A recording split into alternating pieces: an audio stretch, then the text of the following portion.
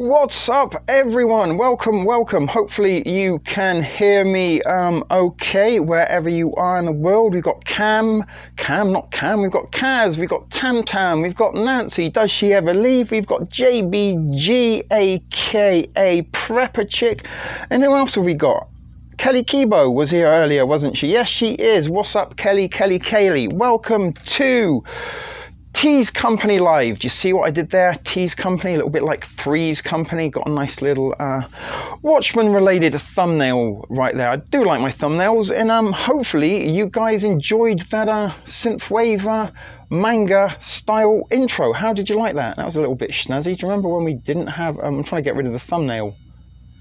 There you go. Hello, welcome. And I do got a shirt on today that I can plug the microphone into the buttonhole. Not just looking cute for the cameras. I am functional. I'm not looking cute at all for the cameras at all. As my dad said, bless his soul, one with the force as he is now. You can't polish a turd, son. I just realized something. There you go. The first fan fireplace wasn't on. And talking of turds, there are some of our little turdy friends. Remember those? The furry turds from early on in the pandemic. There's another one. They've still got the fur on them. I don't know if you can see that. Yeah, no, honestly, guys, yesterday, throwing myself into that live stream as I did, I've been kind of up and down, as I did explain yesterday, fighting personal demons, personal battles, trying to fight the will to live and get out of bed. Don't think I'm suicidal. I'm not like sitting with a bottle of whiskey and another bottle of sleeping pills and a razor blade by the bed. Not at that yet. At all. We're not at that stage of the game at all. Hopefully we don't get there. Winter is setting in. It is going to be a long one. It is going to be possibly the worst winter of my life for many reasons. But yesterday, guys, as I said, I kind of picked myself up off the floor as much as I could, threw myself into some live streams. We tested the waters yesterday with an attempt to get the Electric Dream, or Together in Electric Dreams Director's Cut 1985 decoded special that I have been working on for a little while now, a couple of weeks editing, trying to upload it, copyright strike, copyright infringements, blocked in Belgium, blocked here, blocked everywhere. So I am working on that. That is work in progress.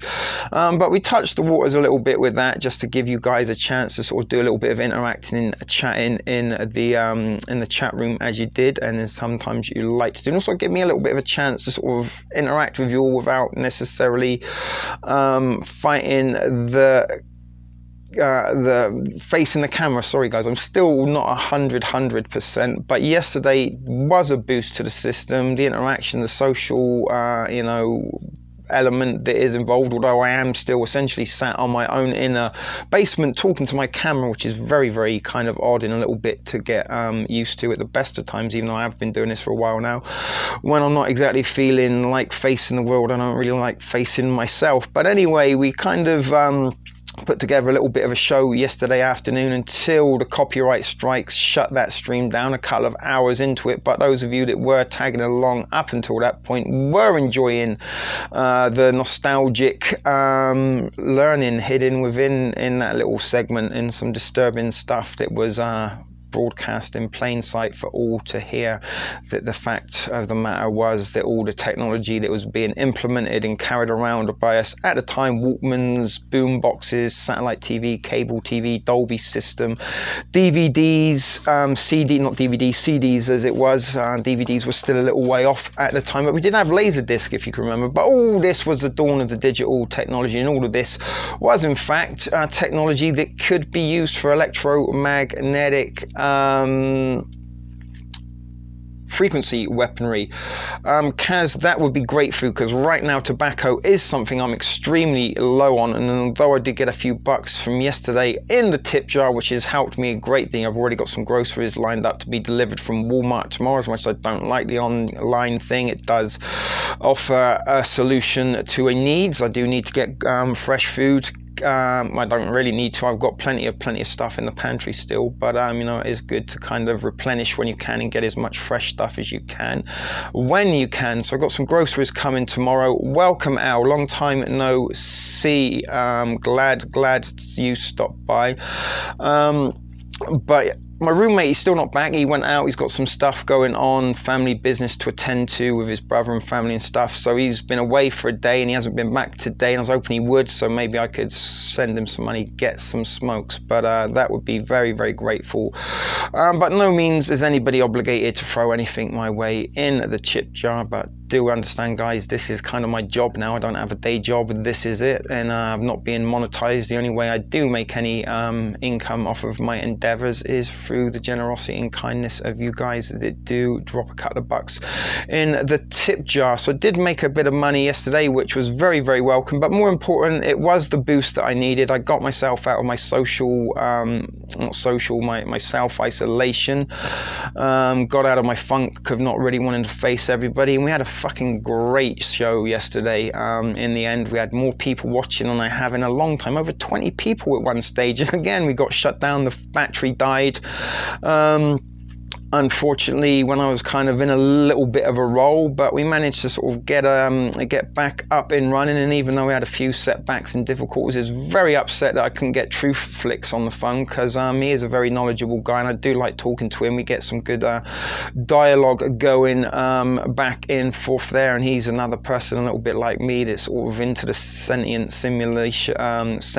world simulation and into these kind of mind frequencies and the subliminal and programmatic messaging hidden within fiction. But yesterday, although it was kind of, testing the waters, getting back in the spirit, facing the camera, so to speak, facing you guys, it could have gone better, and that is why I am a little bit uplifted today. And thank you, whoever it was that said that I've come a long way with the graphics and stuff. Yeah, I did enjoy doing that little bit of an intro that I put together this afternoon. It actually takes a lot longer than you would think to put them together, but I do like to sort of put the intro 4 minutes, 5 minutes, because it does give you guys a little bit of a chance, as I keep saying, to get into place, get your hellos in and out of the way. And then it doesn't mean I sort of repeat myself, starting in repeating myself as and when people come in. So hopefully I try to make them a little bit entertaining, so it's not same old, and change them up a little bit, so you've got something to look at while you are waiting, as well as something to listen to, and some soothing 80s style synthwave was what you had to enjoy now. Fuck me, Tim Tam Tam. I believe the frequencies for real. We're going to try and talk a little bit more about that. What's up? The US Corps are here. Is that Army? Are you referring to L? Nancy, you said your hurricane came and went very quickly. Sorry, I'm reading your comments out the corner of your eye. And I've also been a little bit rambunctious today on my Thrift Store Prepper Facebook page. My main Facebook has been shut down for sharing the Anarchist's Handbook. Apparently, Facebook doesn't like that. It goes against their community standards. But I've been kind of testing the waters today, and actually had a few messages from people. Maiden, who's not here at the moment, she was like, oh my god, you are on a roll. And basically what I've been doing on my Facebook today is just posting a whole bunch of random shit.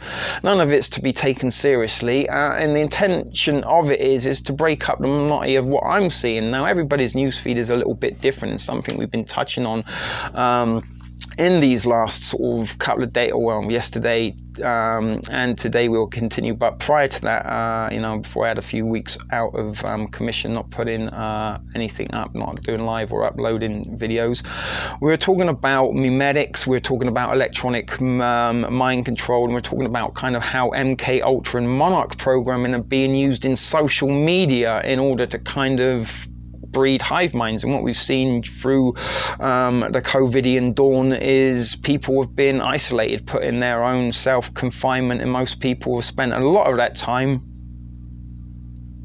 Actually, I could have just got the phone, it's right there. And they've been going like this, and they probably had their headphones on. The world chatted around, and going back to the 1980s when we told you and found out that headphones were in fact a receiver, and once you put them on your head, your brain kind of completed the circuit, and it transmitted you or engulfed you in a field of electromagnetic frequencies that they can tailor made for whatever purpose and desire they want you to behave in. And a lot of that behavior or a lot of behavior changes I've seen since the dawn of the COVIDian times on social media is the fact that people aren't sharing their shit anymore. You know, like once upon a time, maybe you put a picture of your salad that you had for lunch, or maybe, you know, your kid did funny things with a hula hoop in the backyard and you managed to catch a picture of that. Hold on, I've lost my stream. But maybe you might take a picture of your dog doing something funny. You know what I'm saying, right? But at the minute, all I seem to be seeing on my newsfeed, and again, algorithms and artificial intelligence tailor-made everybody's newsfeed purposely for you. It's designed to keep you there for as long as possible. But it's doing the opposite to me, because I do get a little bit of annoyed after a while seeing the same old memes being passed around. None more evident than the one last week that we have made reference through. Copy and paste the bunny, but change what the bunny is holding. That shit was the biggest psyop Pokemon Go kind of experiment I can imagine. If you remember back in 2016, I think it was, Pokemon Go was the fucking rage. Here in Toronto, we had hordes upon hordes, huge city, Toronto, but like literally groups of hundreds of people ganging up together, walking around for augmented, pixelated Pokemon characters that were emplaced into real life, already weren't there. Once you looked through your camera, the augmented reality, you could see whatever Pokemon you were there. But Pokemon Go, for me, was an example of human farming, and how you can herd humans electronically, and how you can kind of divide them into team blue or team red. And that was something that was very, you know, the part of Pokemon Go that you picked a team, you collected for one side and the other side, and you battled against each other. And that shit went viral around the globe, not just in Toronto. And I'm pretty sure some of you guys, if you can remember back to pre-COVIDian days when Pokemon Go was huge. But this was a test. Everybody jumped on, well, not everybody, but a lot of people jumped on the Pokemon Go. And what we're seeing now is augmented reality again in the shape and form of COVID-19. Does it really exist? Is it a virus? And something I was talking to my roommate a few days ago with regards to COVID-19.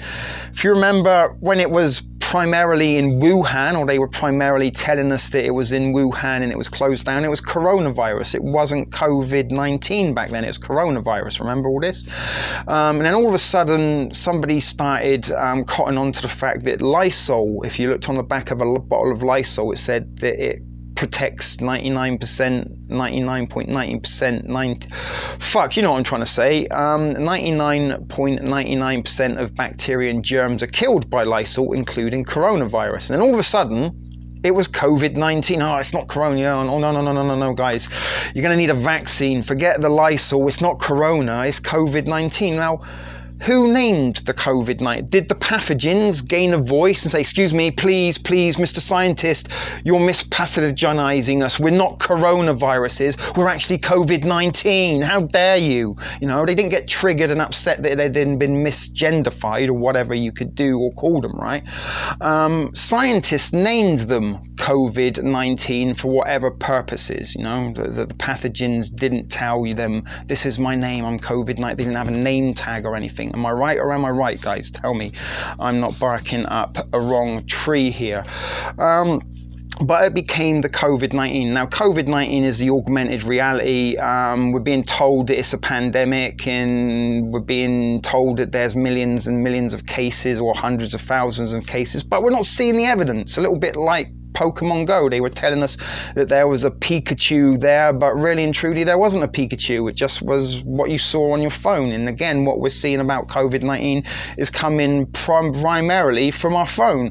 Augmented reality. And the other thing, Donald Trump, a couple of fucking weeks ago, yeah, he's got COVID-19. Oh, COVID, the POTUS and the FOTUS.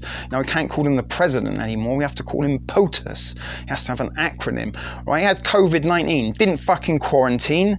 didn't go on Zoom to do his presidential campaign like he did. And if this guy's draining the swamp and believes it's all a big scam and a hoax and it's not real and the World Health Organization is to blame and they're carrying out some kind of ulterior motive with their messaging, then why is he buying in and abiding by that lie by saying he has COVID-19 and putting that on Twitter? You know, we didn't see him, listen guys, I've got COVID, I'm isolated, but the election must go on, so I'm using Zoom, just like we've been telling you guys to do. Stay at home, do all your work, school, do everything on Zoom, chat to your loved one. Now, if you're going to have to bury a loved one, ask the vicar to Zoom it for you. You can see that. Do you know what I'm saying? Did he do that? No. And a couple of days later, he was given the all clear.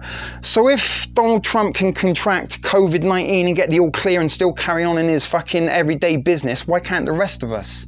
And if this guy is enforcing the fucking lockdown or partly enforcing the lockdown, if he's the president, the most powerful man on earth, why can't you say, listen guys, they're lying to you, it's not real, I'm your president, listen to me, makes sense, I'm going to clear this shit up.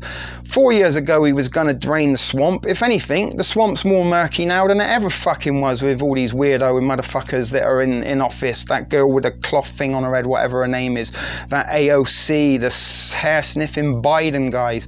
This is augmented reality. None of this shit is real, and they're pumping shit into your mind through electronic frequencies. The mind control, the MK Ultra, the Monarch programming is saturating our news feeds that we're looking at each and every day. Why we're isolated, why we're not acting with people, is changing the way we behave, think and act. People now no longer seem, I'm not saying nobody, but from my news feed, it doesn't seem like anybody has any independent thoughts of their own. Very, very few people. And that's a little bit why today I've been out on a fucking mission to just bombard fucking the most nonsensical, random shit I possibly could. I really don't watch TV, and only in like the last recent week, you know, I've got a couple of TV shows and stuff I do follow and I enjoy to watch, and occasionally I watch a lot of sort of older comedy programs just to sort of have on in the background for familiarity and sort of maybe company, but the days of me sitting in front of the TV flicking through the channels have long gone. But in the last couple of weeks and maybe sort of the last month or so, since the weather's got a little bit dimmer and grayer and colder, since I don't got anywhere to go, the sun's, you know, disappeared, the warmer days are not going to be back for quite some time. I don't got anything to enjoy or do right now, no real routine or regularity, so I have been spending a lot of time kind of sort of binge watching some stuff, maybe kind of, not mainly, but partly research, you know, just looking into what the programmatic and the subliminals are being implanted within streaming content, because again, you know, people don't watch TV anymore, people stream. Netflix and chill, all this kind of stuff is programmatic behavior, you know, and the reason we're kind of seeing these ludicrous restrictions in guidelines being implemented to businesses here, like in Toronto now, it's winter, right, or it's getting to winter, it's getting very, very cold here. I was outside just before smoking and I was shivering. I'm like, my God, it's getting bad. But now you can't open your place of business. You still got to have a patio in November in Canada. Have a word with yourself. But you can have a little plastic kind of greenhouse surrounding the tables with a little heater in there that you can sit outside on the road if you want to go out and eat. Well, this is designed to put people off going out and eating. And the other thing, I saw Gracer posted about something today, you know Gracer from the Out and About Tea and Friends videos, how small businesses and restaurants and cafes and bars here, hey Sherry on Facebook, good to see you. But now when you go to these restaurants, you have to sign contact tracing, give your name, address, email and phone number. And again, this is designed to put you off. So people, oh, I really want to go out and get something to eat, but I can't be bothered. Oh, fuck it, I just order Uber Eats. And Uber, skip the dishes, all these people, part of the big Amazon industrialized or militarized industrial complex. And this is kind of silent weapons for silent wars. Not, you know, they can't go around like the mafia and put a 22 in the back of the head execution style and then obtain the business through kind of legalities and stuff like that.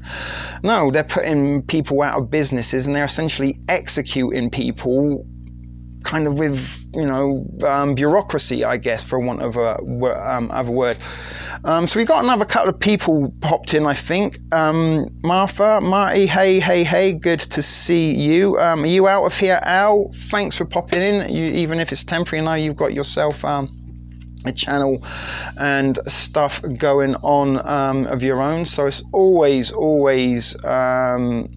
a pleasure to see you, my sweet. Maybe we can get together and do a little collaboration at some point soon. I do like trying to get in touch and bring in other YouTubers on, because somehow, that's how we share information. And something I do tell you guys that, in my reasoning for kind of doing what I do here is to share information, and that is what the internet was kind of for, to be sharing information with each other.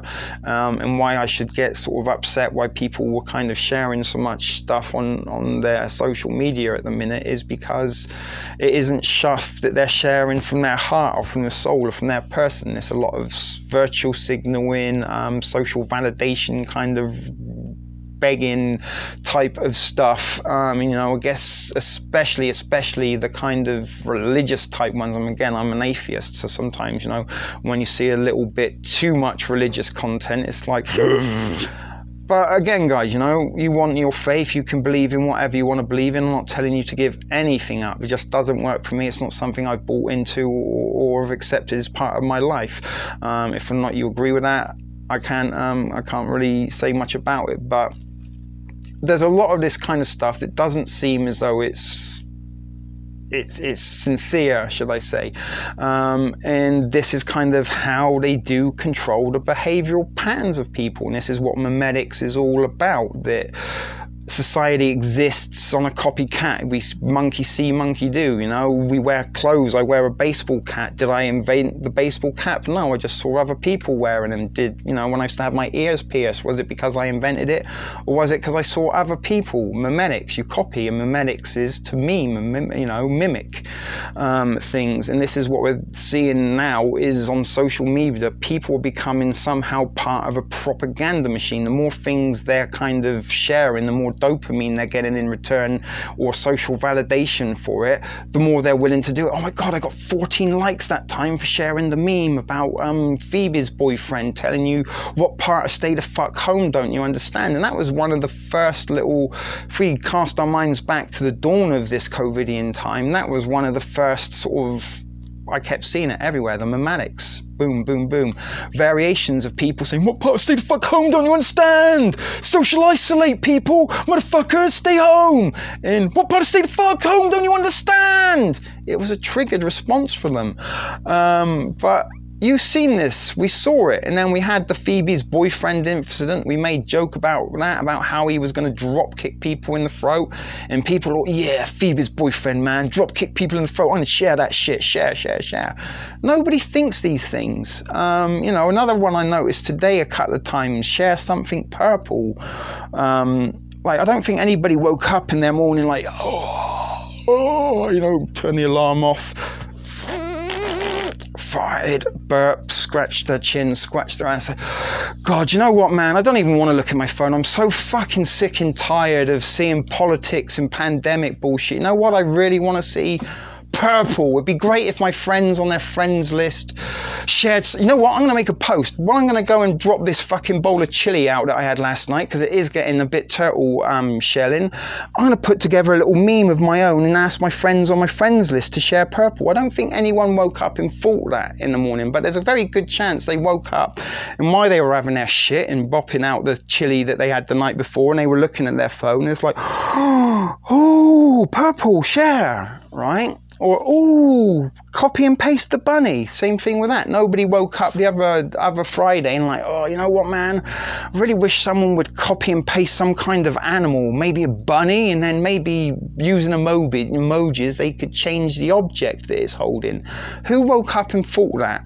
Nobody. But there's a very good chance an artificial intelligent algorithm put that together, created a few bots, simulated reactions and likes and shares so it looked like it had been going viral, and then implemented that onto your news feeds to see if or not you would react. And this is what I'm telling you about when you share things. Before you click the share, ask yourself, is this actually something that I thought or have ever wanted to do?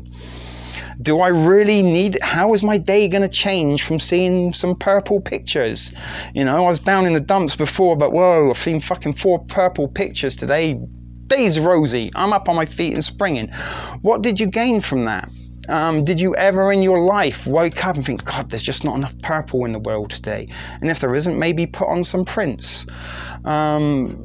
You know, I'm not kind of having a go or criticizing anyone. It was just an example. I saw that multiple times. Another one I've seen this last couple of weeks is, oh, when people with masks, it's not because they are afraid of us, they envy us. When they see us wearing their masks, it's because they really wish they had the strength that we do to wear the mask, to not wear the mask. They don't think that. They probably think the exact opposite, because they've been programmed by their artificial intelligence handler to think about wearing the masks. And people that don't wear the masks, they probably, I wish the people with masks had the courage to wear it like me. Do you know what I mean? They're implanting thought patterns and medic behavior, and this is how hive minds are created. This is how people's... What exactly is an atheist? Is that what you're saying? An atheist? An atheist is somebody that does not believe in religion or a god or a creator of any. I mean, I'm kind of a little bit spiritual. I kind of make reference to the force, whatever that may be.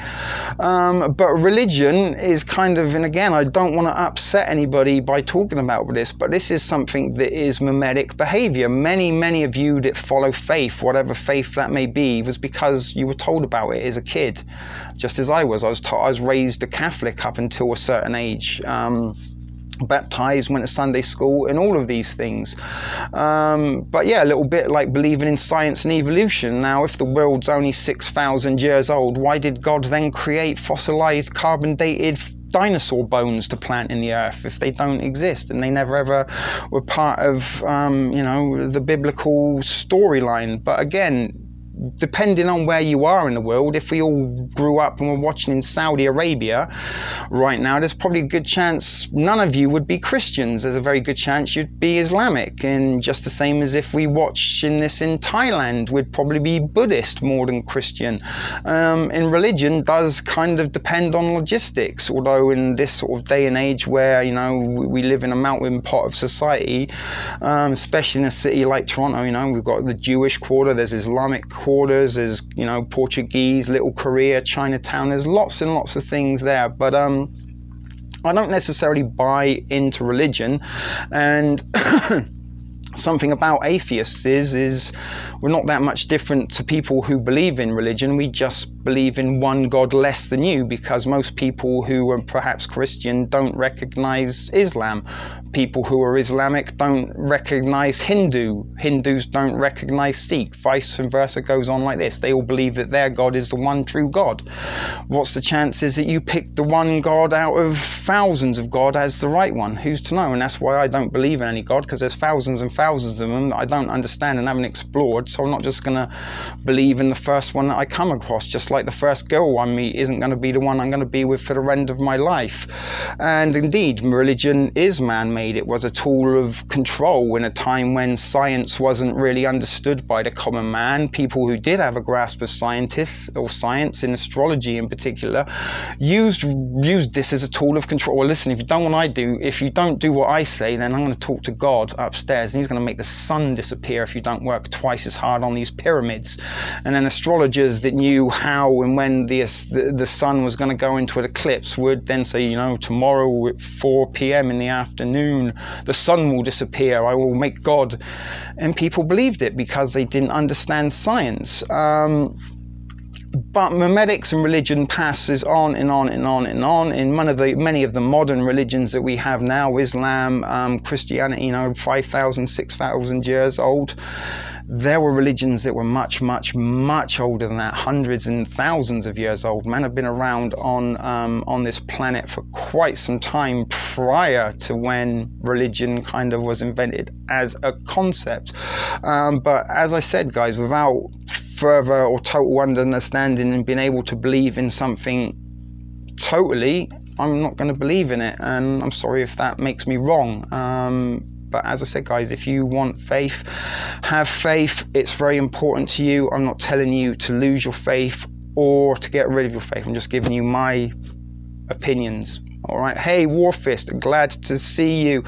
Yeah, it is 30 minutes in already. Where has time gone? Sorry, guys, if I'm rambling on and haven't really paid much attention to you, but sometimes when I kind of get into a little bit of a role, I do. But that is a little bit of an example of kind of memetics that somebody, will pass down to the child. You've got to say your prayers and thank Jesus for your supper, and you kind of do that throughout life. And maybe when you have kids, you pass that down and pass that down and pass that down. Just like, getting up and wearing earrings. You have earrings. When your daughter's old enough to have earrings of her own, you give her earrings. Memetics.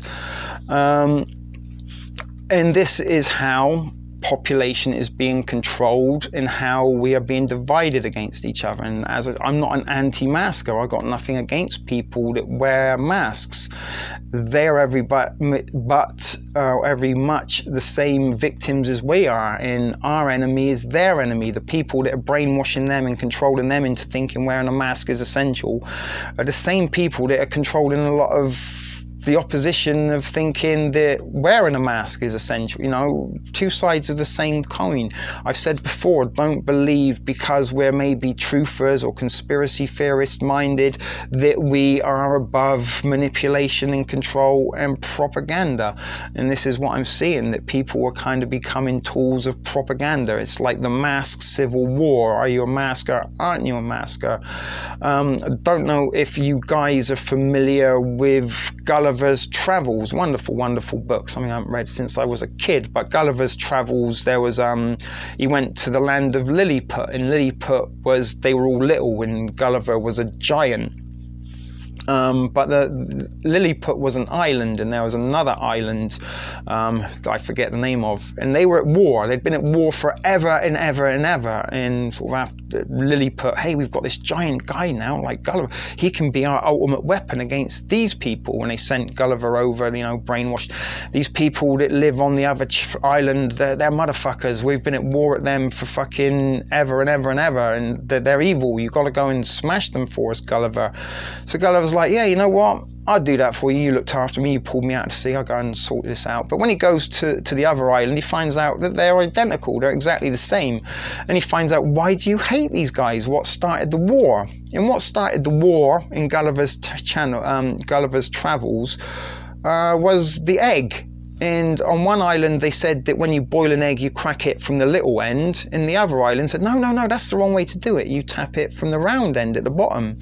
And they couldn't make up their mind, and they had an all-out war. Simple thing over an egg. Now, fictional reference, I know, but fiction prepares us for reality. Reality takes a lot of inspiration from fiction. Augmented reality that we live in, everything is an illusion right now. The mask is being used as a tool of division. People are fighting a battle and fighting a war. These are the pawns, while people are wasting their time over there. The secret black op teams are running around the back of the headquarters, and do you know what I'm saying? This is how warfare works, and people know your enemy. Sun Tzu, The Art of War. Only when you know what you're up against, and only when you know what you are capable of, can you fight a fair fight. And guys, we're up against shit that we have no fucking comprehension of how intelligent it is. And going back to War of the Worlds, no one would have believed that minds immeasurably superior to ours were analyzing us like germs under a microscope. And this is what the algorithm does to us. It is scrutinizing us and watching us like a fucking microscope for every little bit of information that it can use against us to manipulate us.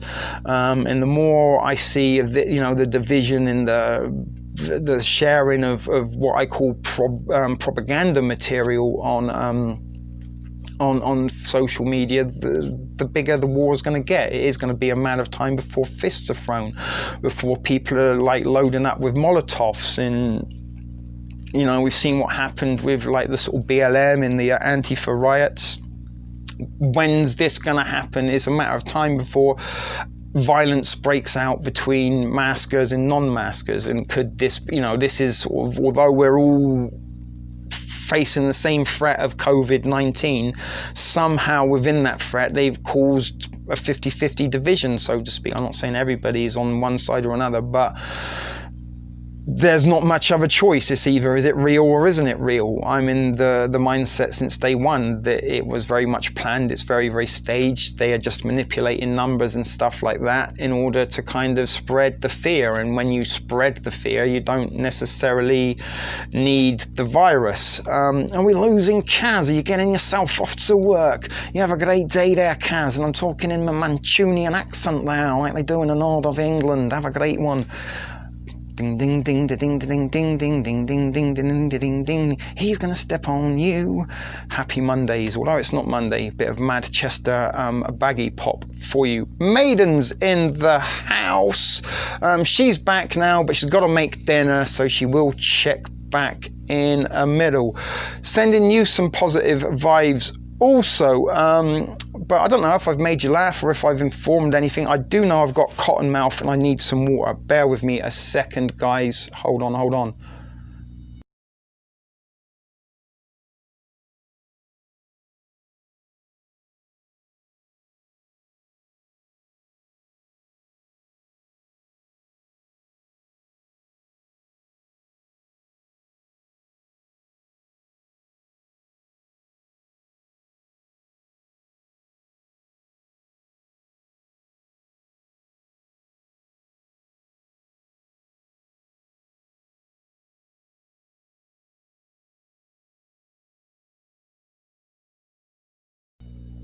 I'm back, ladies and gentlemen. I'm meme 2. Hit the like, really gone now. You don't have to lick the like if you don't want to, guys. I don't think it really makes much of a difference in the grand scale of things, but thank you if you do. What do you have? Tam, mine called me Mimi. Yeah, I thought it was Mimi, but it's meme, like team, apparently. Yes, I have a friend, Mimi. I'm sure you do. Sometimes girls used to refer to their coochie as a Mimi. Or a couple I dated do back in the day did refer to it as their Mimi. Don't know if some of you ladies have ever done that or heard of that, but just thought I'd share. Sorry, I lost a little bit of my train of thought going and get some water there. So what were we talking about? I don't know. Memes in memetics, right? Oh, you were talking about our grandkids, all right. Well, oh, you got a grandkid called Mimi? So maybe you weren't paying attention to my nonsensical ramblings then.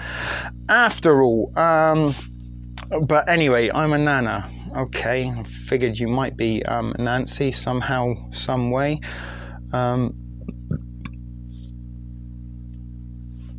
Well, he has been wearing a mask and still got sick, but I'm okay. Yeah, now this is it. Back to the wave 2. All right, I got my train of thought back.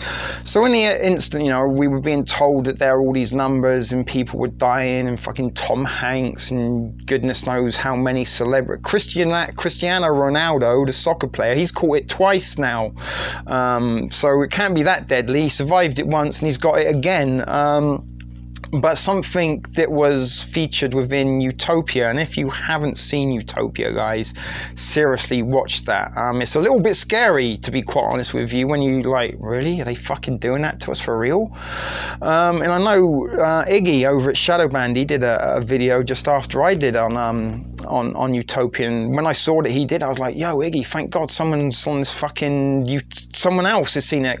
Spread some light on it, get some eyes open, point some people in this direction. Check out Utopia. Trueflix yesterday, he again said Utopia.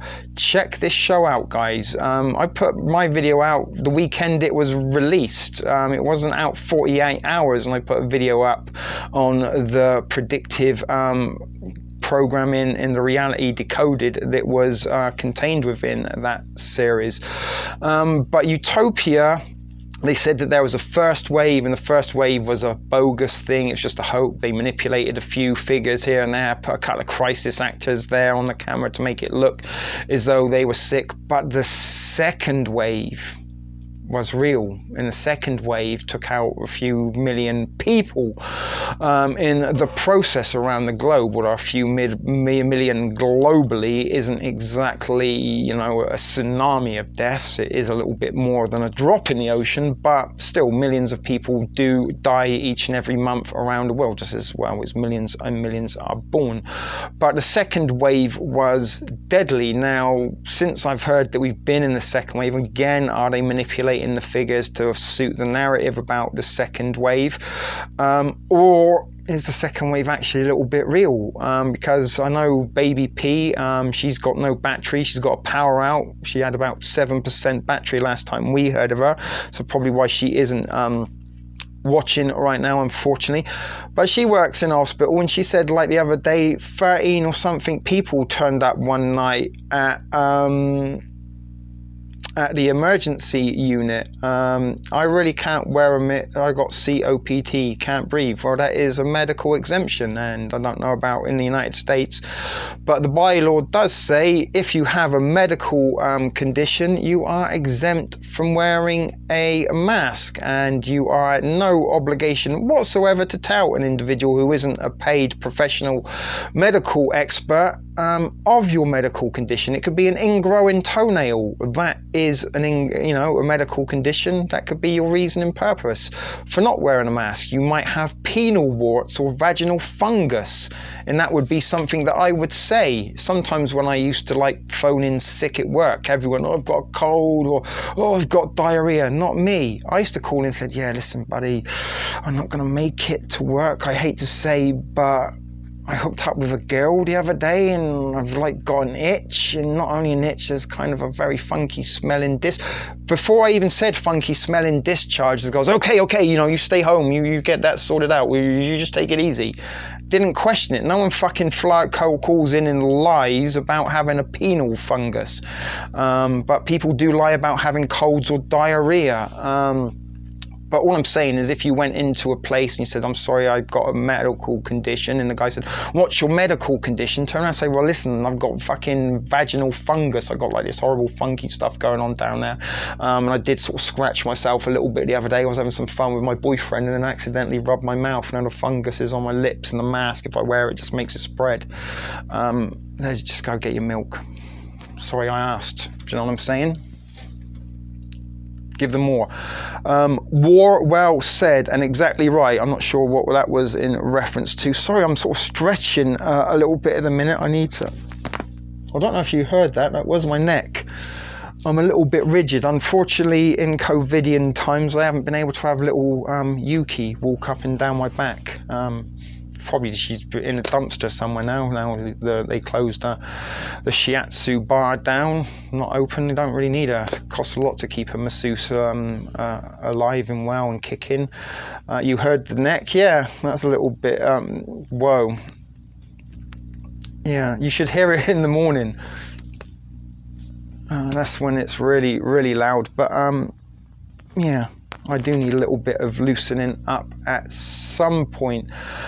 God, where are we going now? What were we talking about? The second wave, that's right. So I've seen some raise in numbers. Could it be that they led everybody into a false sense of security, and even kind of people that may have been I'm going to quarantine, I'm going to self-isolate, I'm going to wear a mask, gloves, I'm not going to go out, People did believe it, people did do that, and it's no fault of their own. It's not because they were being idiots or dickheads, that's what they had been kind of programmed to believe. But even some of those people after, sort of a few weeks ago, you know what, fuck this shit, I'm starting to see that this isn't, or think this isn't as real as they've been leading us to believe up until this point. So people then start going out, behaving normal, maybe, you know what, I've been wearing a mask all summer, I haven't caught anything, I don't know any of my friends that caught. Take it off. Start getting a little bit complacent with the kind of PPE and those kind of regulations. Transmit the virus, people are getting sick. I don't know, but as I said, if Donald Trump can get it and be fucking right as rain a couple of days later, and Cristiano Ronaldo can get it twice, I think would be all right, guys. It does have a 99.99% survival rate anyway. Not me making that up. CDC, WHO, the World Health Organization, do say that on their website when you look at it. 99.99% survival rate. So like I say, you kind of are really taking extreme precautions if you're masking up and wearing gloves and sanitizing everything around you. That is a little bit overkill. I mean, a little post that I put on earlier, that if you kind of wear your chin, you know, the mask on the chin half-heartedly and walk around, that's a little bit like going and getting a crack whore. And then, you know, crack whores are a little bit, you know, some of the high-end whores, they're a little bit clean and, you know, maybe they do get tested. But a crack whore, there's a very good chance she's got multiple STDs, and the STDs have STDs, and there's going to be warts and fungus and yeast and God knows what else going on there. But they do exist, and sometimes people will put their penis into a crack whore. That's why crack whores exist. Symbiotic relationship. They need crack, men need their cock sucked. But anyway, I digress. It's a little bit like getting a crack whore and then banging her without a condom, but just when you're about to blow your wad, like, hang on, I don't want to get you pregnant, rolling the condom on, finishing, and then taking it off. Probably the damage is done. The fact she's not going to get pregnant is maybe the least of your worries, right? And that is a little bit like wearing a mask. Sorry for the disgusting, crude simile there. Nancy's put a lady that has got her hands on her head emoji, although I'm not sure what that emoji represents. And like I've asked before, like, is there any meaning behind some of the emojis? Do they mean something? Are they sort of saying something? Is it a code? Because some people do that.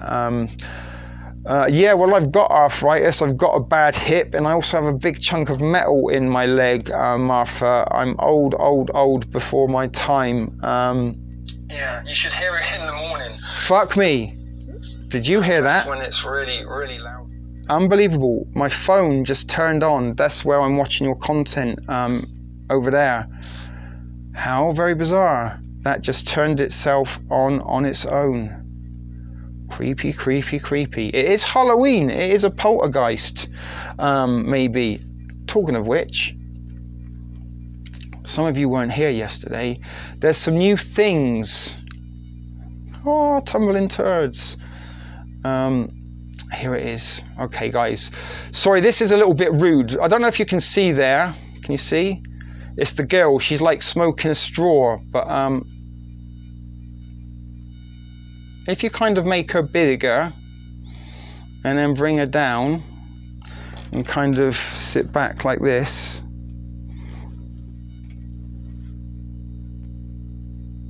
you see what it does? Last night it was very bizarre, and it's, hold on, let's get rid of the score girl.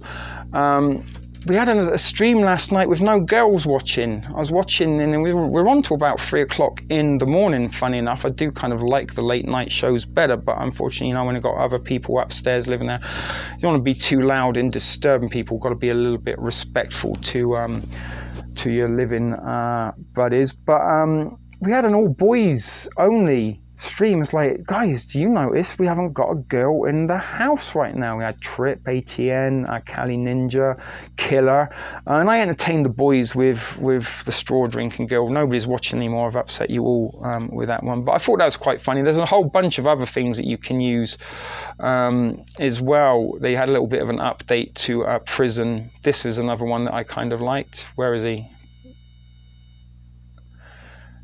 If you can see that, look, there's Morty from Rick and Morty, and he's kind of dancing. There's God, I could entertain a Nancy indefinitely with the amount of emojis and things on here.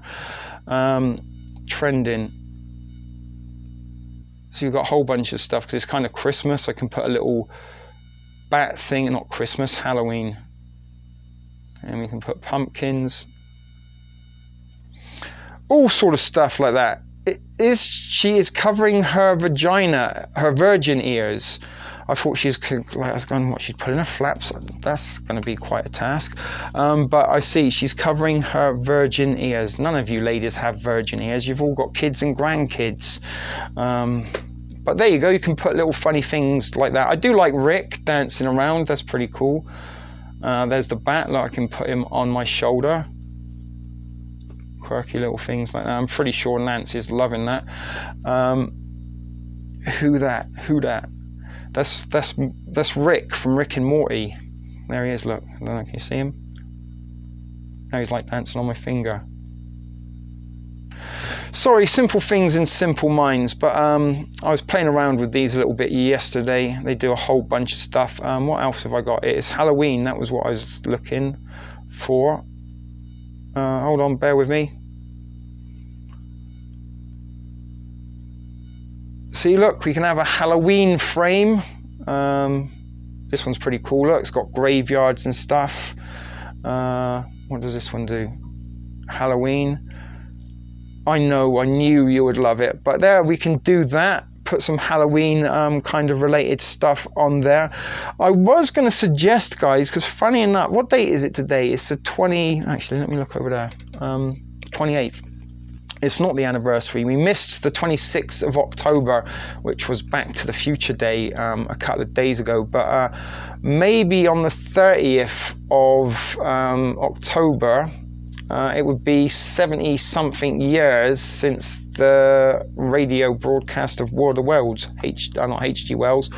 Orson Welles read a dramatization of H.G. Wells' War of the Worlds, kind of dressing up in real-time news report event, but it was a dramatization, and it was what I believe one of the first psychological operations used by the mainstream media at the time to kind of see if or not people would believe an augmented reality, which is exactly kind of what a dramatization in real time is. It's an augmented reality. People tuning in believed in. I know Nancy told us a story about how her mum listened to it, how her mum said that it was very, very scary, and it was designed to scare people. That was the purpose of it. They wanted to see if people would believe that fake news was real, and many people not only believed that it was real on War of the Worlds, they also started having psychosomatic symptoms. Many of people who listened to it started to think that they were seeing things in the sky. They also started to think that they were hearing sounds, and they also thought that they were smelling sounds because the radio told them what was going on.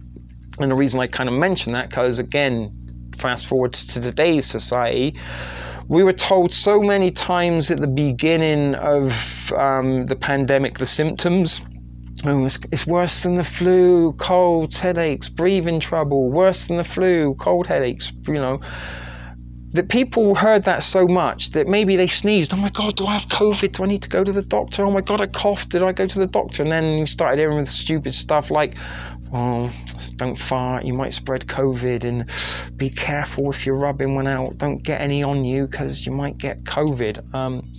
Let's get rid of the thing. It's kind of distracting me a little bit. Why can't I get rid of it? Hold on. Go, damn you, go. It's gone. All right, I've seen it. The repetition, exactly. And the way you brainwash someone is with repetition. Back to the memetics on your social media newsfeed. The more you see the same memes with the same message, the repetition, the more you hear it, the more a lie is repeated, the more people believe it to be true. Hitler said this, or was it Goebbels? It was one of those SS high-ranking National Socialist types. So we're down to 7 people watching now. My. Maybe the dizzying 20 that we had yesterday was a once-in-a-lifetime blue moon type of experience, which, funny enough, we do got a blue moon this Halloween of all nights. It's the first time in many years or something that there has been a full blue moon on Halloween. So have you noticed how no one gets the flu anymore? Or even, no, that was something, some of these statistics and these graphs and these bars exactly can be manipulated to suit anything they want. And you can change flu deaths to COVID deaths because we're under a pandemic. Anyone that walks through a hospital now by kind of default is a COVID patient, because even if you've got a twisted elbow, pandemic, got to just text you, make sure you haven't got COVID before we treat your bad elbow. Hence you become a COVID case, and they can put that in to the statistics. And this is what I'm saying, that people kind of die generally of things, for a multitude of things on a daily basis. Millions and millions of people die a month. Creating a pandemic and putting hospitals under pandemic conditions and making everybody all goes through a doctor or a hospital has to be treated as a pandemic possibility or a pandemic case until proven not. Doesn't matter if it's positive or negative results that you have COVID, you're a COVID case. You were treated for COVID. And this can go on to the statistics. And the same thing with he had flu, but we rubbed him with a COVID swab. He's a COVID victim now.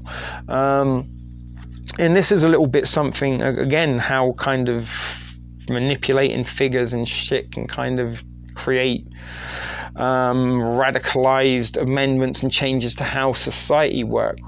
I was a victim of this myself as a school leaver back in the 80s. Margaret Thatcher, that son of a bitch, actually wasn't a son of a bitch, she was a female, but you know what I'm saying, that piece of shit cunt whore Thatcher come to power, and we had a situation where unemployment was very, very high at the time in the UK, and the highest number of unemployed people, or the biggest demographic of unemployed people, were 16 to 18 year olds, the school leavers.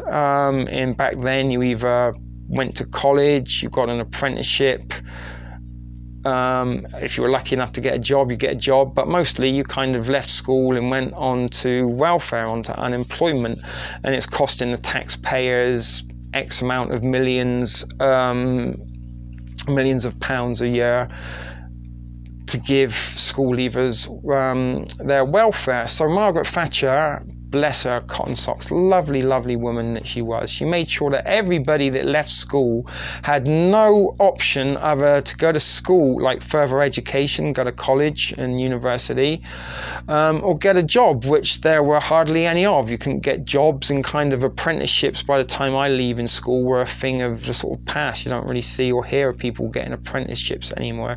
But she created something called the YTS, the Youth Training Scheme. And basically, if they can't get jobs, we'll put them on the job training, and we'll give them an allowance each week for their training. So what she did is created slave labor, made every single school leaver who wasn't going on to college or didn't have a job, you had to go into the YTS scheme. Not really an option about it. It's kind of a little bit like being conscripted into the military. And what you had to do is then state a profession that you had an interest in working in. So maybe you wanted to be a seamstress, they'd try and find you a job in a dressmaker. If you wanted to be a carpenter, maybe they'd find you, do you know what I'm saying? But for most part, they didn't have positions for your desired career path, right? There's only so many of these positions available. But what they did have a shitload of positions for were like supermarket work, factory work, warehouse work, manual kind of labor. But what they called it was on-the-job training. And what they did is they paid you £10 a week less to go into forced labor than if you went on the unemployment. And what they did, unemployment's down 2 million, and we've also saved the government X amount on welfare. Cooking the books, implementing a slave labor workforce of underage, we're not child labor, but 16, 17, 18 year olds, you're not adult, right? You're sort of entering into adult, but if you haven't had any sort of work experience, which most people haven't up at that point, they then got thrust into a work scheme for 2 years, and there wasn't even a guarantee for a job at the end of it. It's like, work hard, work as hard as you can, and at the end of the 2 years, you might get a job there. And all companies did at the end of the 2 years was like, you're not suitable, we don't need you, give us another government paid slave. Thank you, Nancy. I'm glad you are. But again, this is an example how the government can manipulate figures exactly for their own purposes and desire and make it look as though they're fucking angels, when in actual fact they've done everything but. And a little bit like YTS, they've kind of created a whole bunch of slaves that either are wearing masks or don't wear masks. And when you kind of got to divide this 50-50 almost, it's very easy to kind of keep a track and trace of who's doing what and who's saying what. And again, when we see these memetics in the copycat behavior on social media, this makes the algorithm's job so much more easier to do when everybody is copycatting and saying the same things. And when I'm talking about fighting back, guys, what I did today with my Facebook feed was fighting back, because the algorithm ain't got a fucking clue what to make about talking about tampons dipped in Tabasco to what sounds better, beef flaps or piss flaps, to fucking random long ass things about a girl called Sandra and accounts organizing a surprise party. When the algorithm's trying to do and calculate, like, I don't know what this guy's talking about. We're never going to survive unless we get a little bit crazy, guys. Do you remember that song by Seal before he did Kiss from a Rose? But yes, I have noticed that. Honks, glad to see you. I know you were here earlier. Don't know if you went away. How's that cheesecake supply holding up? You bought a stash of it a little while ago, if I do remember.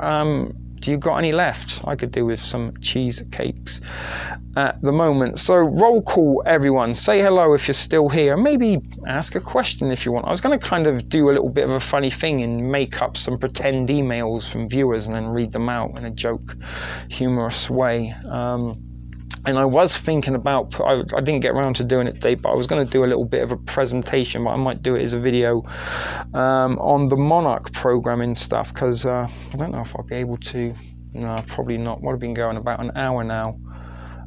So I don't know if or not. We will continue to go for very, very much longer. I'm sort of stumbling and a little bit on my thoughts right now, which is why I'm kind of looking to the comments to see if anybody is going to give me anything to work with. But we are currently live on YouTube.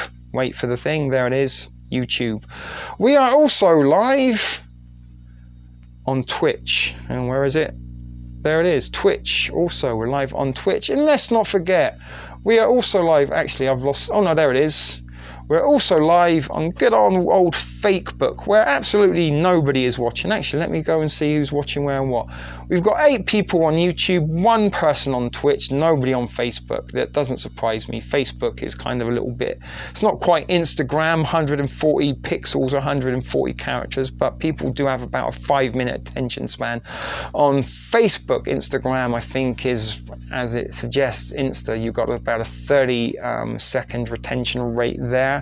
And Twitter, I think, is a 1 minute 30 second. I don't know where I got these statistics from, but that's kind of how much time people spend watching content on those particular platforms. And YouTube, again, when you watch how to be a YouTuber and how to make YouTube videos by the kind of YouTube corporate shill YouTubers. These are kind of guys that work for YouTube. They have a script from YouTube, but they pretend that they're, independent. This is what a shill is. But they're told, don't make a video longer than 10 minutes. Nobody wants to watch videos longer than 10 minutes, which is why I hardly ever make a video that's less than 10 minutes long. In fact, I do everything in my possible, not really everything in my possible capabilities to make it long, but I make my videos long purposefully, because information, you can't be scrimped or scraped. Memes don't give you information, they give you a few words. And if you're basing your knowledge and expertise in sort of getting your news from memes or 140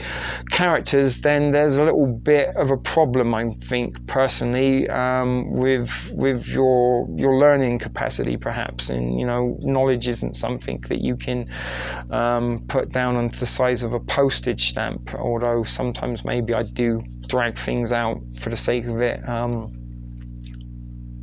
needlessly. But as I'm saying, sometimes information can't be condensed or concentrated. You need to hear it all, and it's only kind of through a greater understanding and accepting all possibilities before we can come to the conclusion of probability.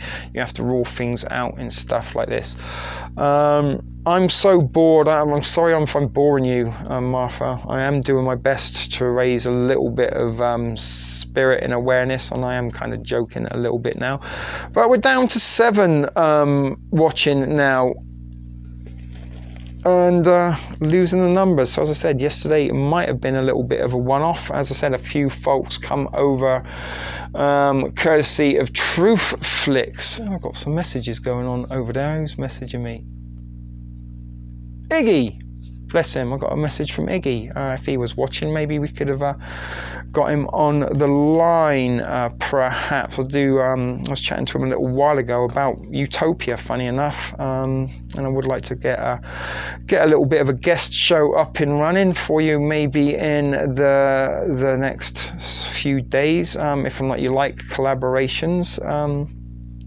It is a fun way of, again, sometimes it's nice to have another person to bounce off.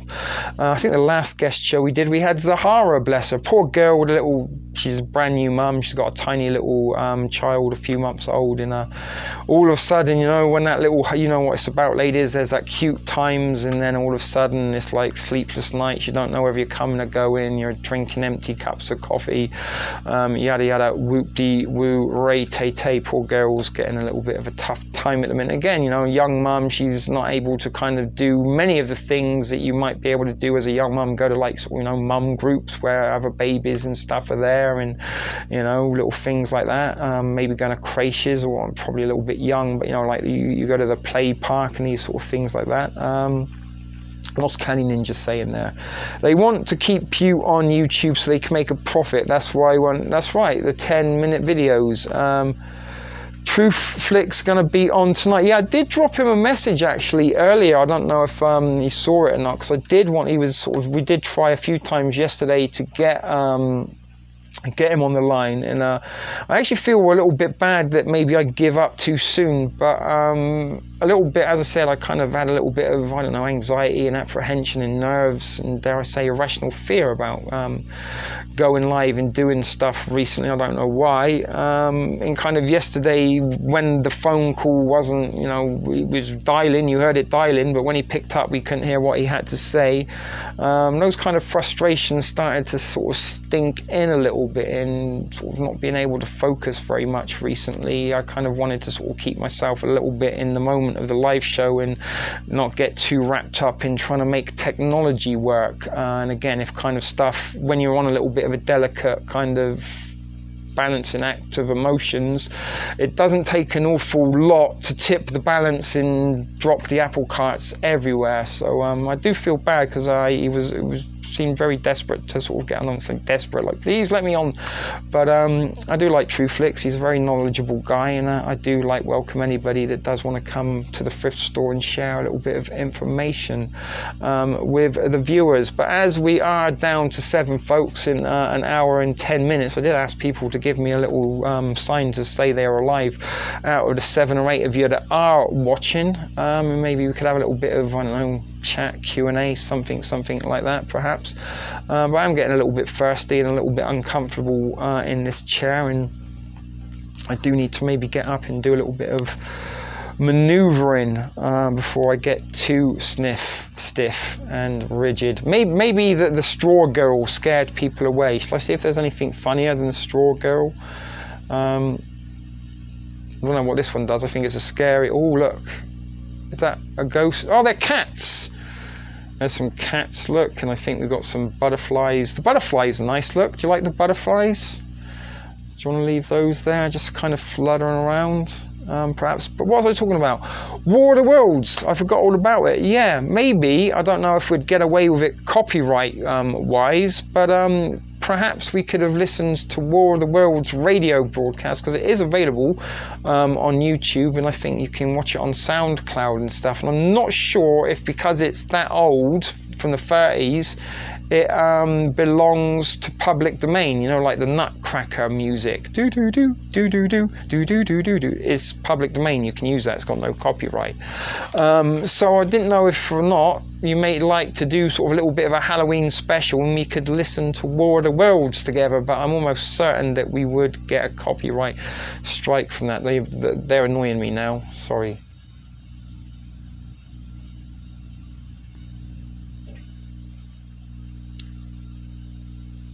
All right. Look like you in Disney tea. Thank you. Well, at least you're still here, Nancy. Nobody else. And Cali Ninja. We do seem to have lost a few of the fam as the proceedings have gone round. So could I wrap this up at the 1 hour 15 mark? Because I do, as I said, kind of sort of stumbled upon a little bit of a brain fart, which is something I have found myself battling with recent weeks. Like sometimes I know I'm hungry, I go upstairs to make some food, and then I'm just like,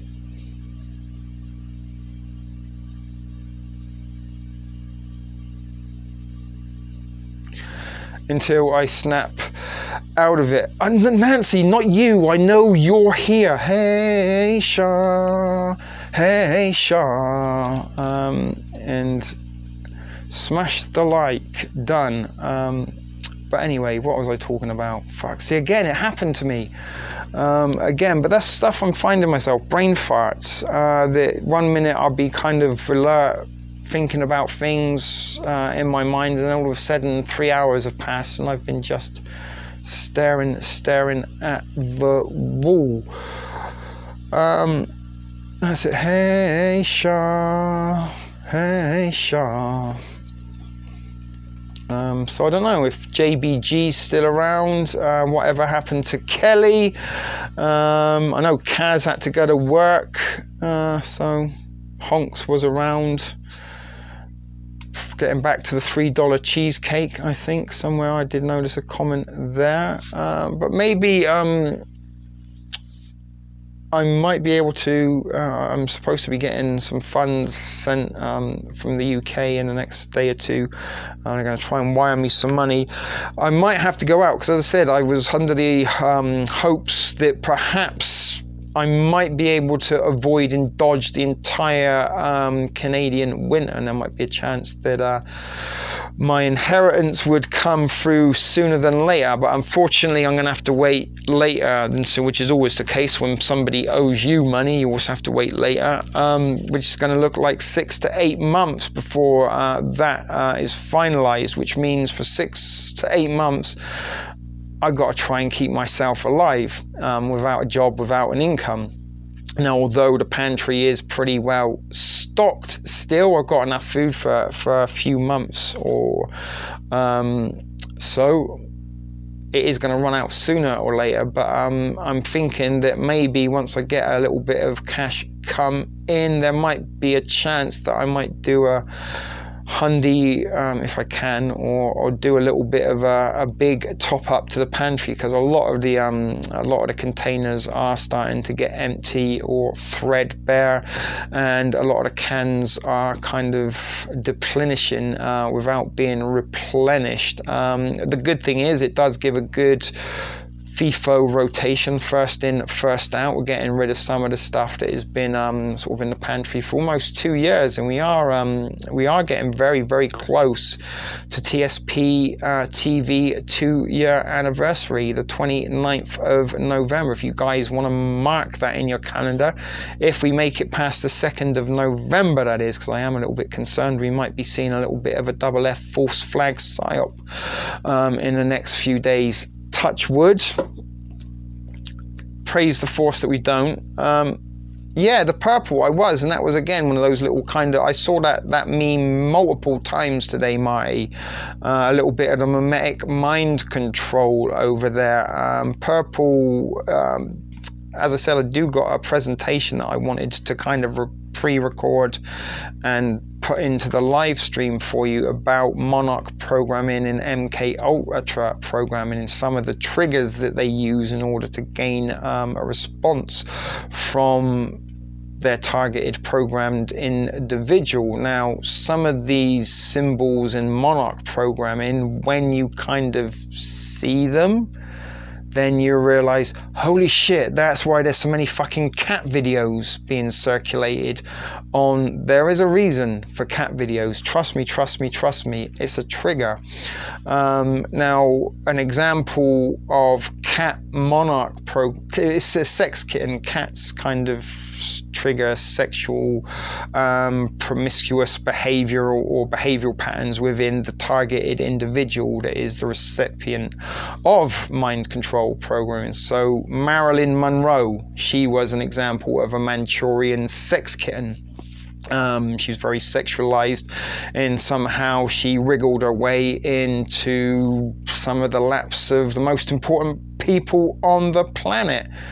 She was a Manchurian candidate. She was a PSYOP operative. She didn't know it, but she would go in, she would be triggered, she'd start to behave in a way, retain information and go out. But colors are something that are also used to trigger programmatic responses or ingrained behavioral patterns that we have subliminally been programmed with. Color, that's why the rainbow back in the 1980s, everything was Care Bear, everything was Rainbow Bright, Strawberry Shortcake, all of these kind of programs, the Muppet Babies, all of this stuff is very, very rainbowy. Rainbows and unicorns is something I've talked about many times last year, although not so much recently, with regards to the normalization of pedophilia. And that is why you see rainbows and unicorns everywhere. This is the monarch programming that sadly the young children are subjecting themselves to. Their parents have absolutely no ideas that they are subjecting their kids to when they stick a tablet in their lap to act as a babysitter. And some of these little cartoons and things that kids entertain themselves with nowadays are programming them into being non-binary and, you know, wanting to have their penis cut off before they hit puberty because they believe it's a birth defect. And that is why you can't really go anywhere in today's society without seeing a rainbow and a unicorn. And some of you may have remembered last year when I was doing the Dollarama top-ups, I'd come home with, you know, there's another rainbow unicorn that I found while at the Dollarama. And purple, as I mentioned yesterday, is a color I am seeing saturated everywhere on a lot of the contemporary movie posters and TV show promos. Everything is purple, laser and red. There's a lot of synthwave back, a lot of synthwave music and 80s kind of nostalgia within contemporary shows. And again, with reference to the 80s and something I've been talking about, 1985 a lot, the dawn of the digital era, synthwave, Dolby Digital, all this electronic music at the time was a frequency weapon. It was designed to make us feel good, and this is kind of how you get a drug addict or you create a customer into a drug addict when someone comes to see you to buy drugs. If you've ever sold drugs or know somebody that sold drugs, when you have a new customer, you always give them it very, very pure, and if you give them a little bit of your stuff, you make sure that that's extra pure, so they think your shit is the best in town. And then after a week or two, maybe a month of them coming back repetitively for, you know, their weekend substance, you start cutting it.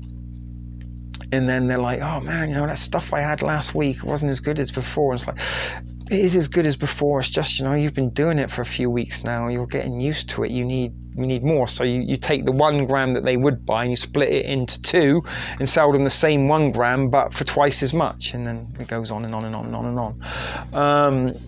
Blue beam, purple beam, but red and blue mixed make purple.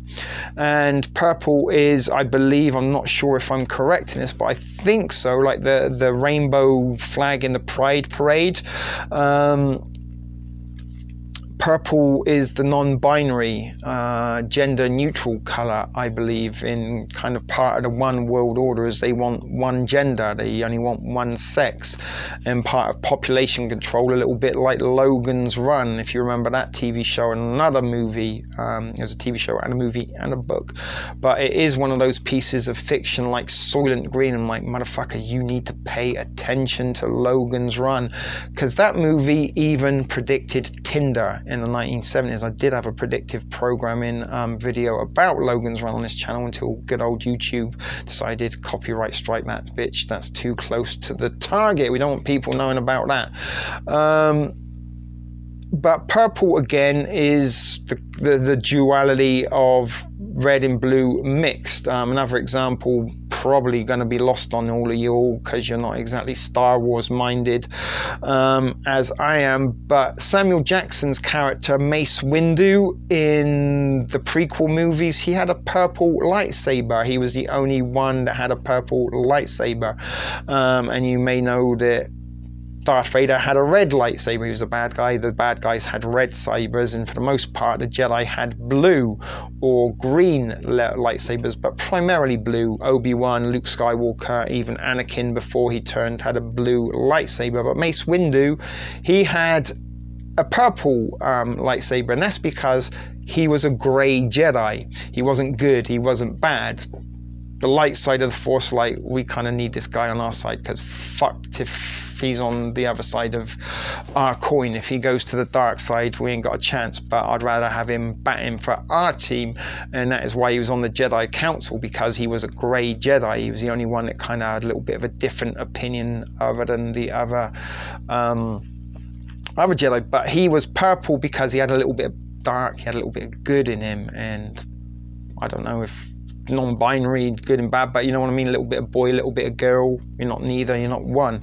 But that is why I believe that you're seeing a lot of purple. And another thing, purple is the color of the elites, and again, it's the mix of red and blue. If ever you see the New World Order or the Bilderberg type folks, they will have purple on them one way or another, either a tie or a little neckerchief. Purple will feature in their symbologies. Where this whole COVID shit is leading us is towards the one world order. A lot of the recent programs and stuff that we're talking about now, people are watching while they are self-isolated in quarantine on their headphones, on their devices. You know, many people don't even watch on a TV screen. You know, I have a Chromecast, that stuff that is on my phone, I then cast it to my TV, watch it on the big screen, like, you know, if I had cable or satellite. Some people just sit there with their phone. You can even get this thing that you wear around your neck. Now it's for wanking, basically. So when you watch porn, you can have hands-free, and it like just sits around your neck, and the camera sits there. And I actually was going to get one. They had them at Dollarama. I thought maybe I could use it when I'm on the bike. It's like a harness. I could set the phone up, but it kind of didn't work well. But they put this around your neck, then you plug in your headphones, and that is your little bubble with electromagnetic frequencies right there, and then put some subliminal Monarch MK Ultra triggers in amongst your programmed artificial intelligent generated memes that you're all passing around. It controls and brainwashes people, folks, and this is the danger of these things when you pass them and spread. You may not think you're doing anything wrong, and you may think it's a little bit of harmlessness, but understand you're not the only one that is sharing that when multiple people share it, that becomes their train of thought. And if you never ever thought that, that is the implementation of that thought and implication of that behavior. If any of that makes sense to you, which is why today I've just been bombarding my Facebook with fucking random nonsense, because people who see it are becoming drones and just float through like this now, because people don't pay attention either. You know, you see people that are like this, and it's only when something kind of subliminally catches their mind that they stop and come back. And that thing that makes you stop and come back was designed purposely to make you do that, because when you swipe for so long, the artificial algorithm inside your phone's like, my God, he's not paying enough attention. We need What does this person like? Quick, get something that's going to draw their attention in. And once you stop, that's your attention. And that's what algorithms are designed to do, to hold your attention. So they create things designed primarily for you. And everything that they design is given to them because, you know, a little bit like when you interrogate someone and brainwash them, you extract information from that person that you can then use against them. And those people that you're brainwashing or trying to, you know, brainwash and mind control, you put them into isolation. You separate them and segregate them from all their peers or people around them, isolate them, and become the only person that interacts with them. And a lot of these handlers will, hey, how are you doing today? I'm just here to make you feel better. And how's their friends? We look at our phone, it's very friendly. We don't think it's a weapon, we don't think it's a device. But it is designed to take and extract as much data from you as possible and keep you focused there as long as there's things. That was so funny. What was so funny, T? Some of those, I thought you lost your mind. No, you're never going to survive unless you get a little bit crazy. Method in madness. What I'm demonstrating is the fact that I still have the ability to formulate independent thoughts of my own, even if it is rambling nonsense. I thought of that. I didn't see that. I didn't get influenced. I didn't copy, paste. I didn't share. That was input that I generated and put out there. And when people are swiping through, hopefully that subliminally bounced into their brains and maybe stopped. If it gave a laugh or a joke, great, but there was purpose to that. And this is what I'm saying, guys, that it doesn't seem like much, but this is how we fight back. And what we have to realize, that our greatest enemy right now is not the pandemic, is not people who wear masks or people who don't wear masks, not Christians or Islamic people, not gay people or straight people. The enemy we all face that's got us fighting and turning against each other is artificial. The way we fight, when we went back last year, remember, cast your mind 010111000011100001, the blackout, just black. This fucks with the algorithm, because the algorithm is designed to pay attention to our words. It's designed to pay attention to facial recognitions and our surroundings. When you give it a black screen and you speak binary code to it, it does not compute that shit. It has no idea what to make of this thing. It's like black screen 10, does not compute. Can't pick anything up. The more random things that you put on your social media news feed, the harder it gets for your artificial handler to understand you. It's got to work that little bit harder. If you're just like it's an easy job for it. It's like, okay, yeah, I've got a bunch of stuff lined up ready to go in Nancy's feed today, and yeah, Kali Ninja, I've got some stuff lined up for him when he turns his phone on and starts swiping. We've got him for about 55 minutes before he's going to lose interest. I'm just using that as an example. I'm not actually saying that in any kind of context, but the artificial algorithm knows what we're going to do before we pick the phone up, and it's got a lot of things designed and ready, waiting to go the minute we start swiping on our phone. And this is what I'm saying, that being able to post a picture of your dinner, go outside, and hey, this is what's to the right of me, this is what's to the left of me, guess what, it's what's directly up. That's 3 things of independence that have not come and been forced upon you or suggested for you to do. Does any of this make sense? I don't stay on one thing. Exactly, you see, what am I talking about? We're fighting the algorithm, guys. This is our unseen enemy. This is the weapon that is dividing us all. This is the thing, and this is going back to those documentaries and special reports from the 80s about the electromagnetic frequencies in these directed energy weapons. If the government has them, if they have the ability to control the masses of the entire population of the United States, why wouldn't they? Like, seriously, why wouldn't they?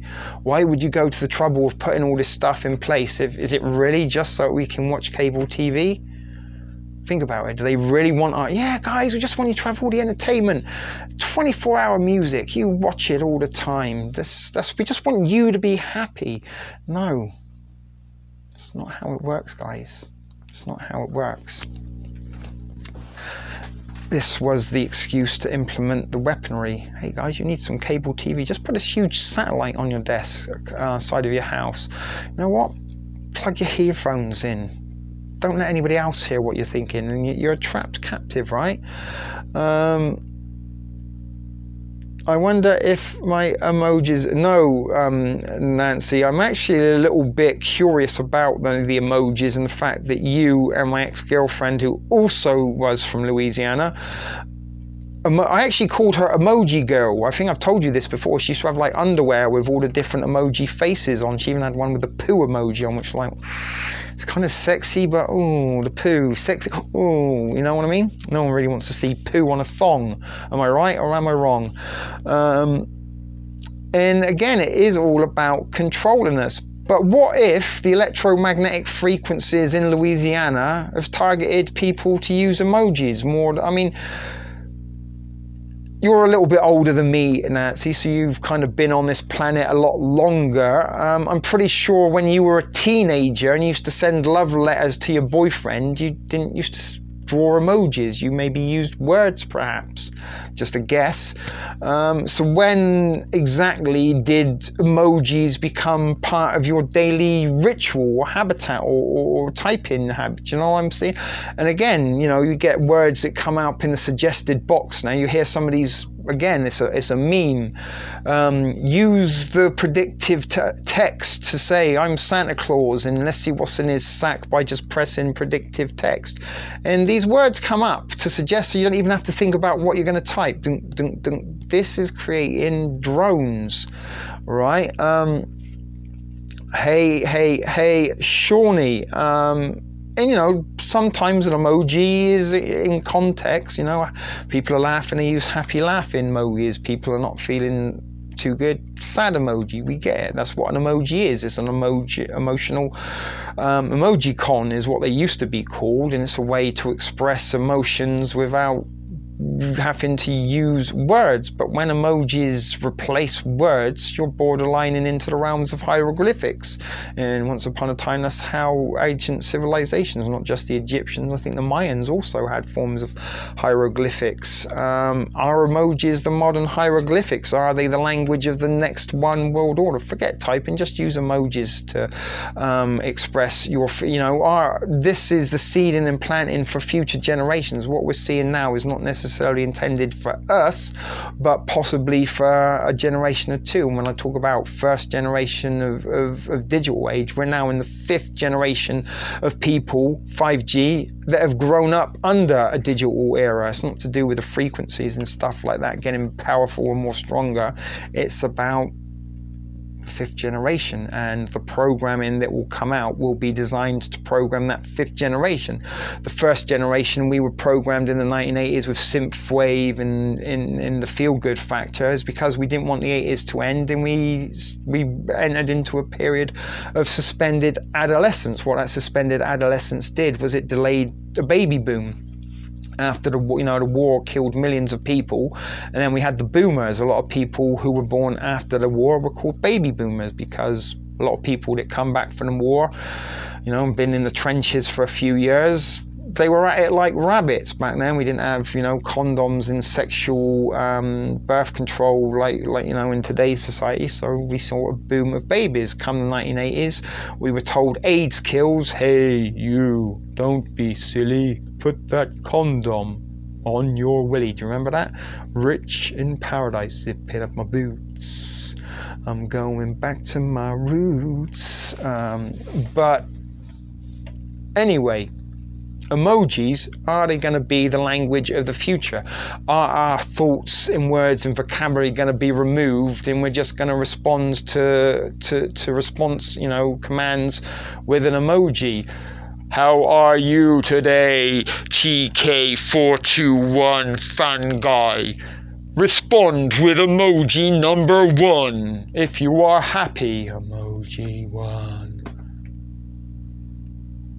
Emoji 2. And are we being programmed to smash hit? Do you know what I mean? Is that, again, things that is programmed for the future behavioral muscle memory? You know, as we talked about, we used to sit there with a remote control like this. Couch potato. We do the same now. It's almost the same motion with our swiping, right? Muscle memory. People who get removed from, you know, like I think I mentioned before, when I got locked up for fucking weeks after I got locked up, I didn't have a phone. I felt it ringing. I knew when it was vibrating. I got kind of, you know, the muscle memory, and used to getting calls from loved ones at certain times of the day, and for a couple of years getting, you know, calls and texts at a certain time of the day every day. To not have that, you still like, wait, something's wrong, I should be getting a phone call about now. And again, I kind of don't hate emojis. There's only so much emojis you can take, and sometimes when you just get a list of emojis, it's like, what are they saying? I don't really know what you mean by any of this. Is, you know, do these series of emojis mean something? Is there like a message within these emojis, or are they just the things that popped up that you pressed? Oh yeah, I'll put that one. That's good. That's a comment now.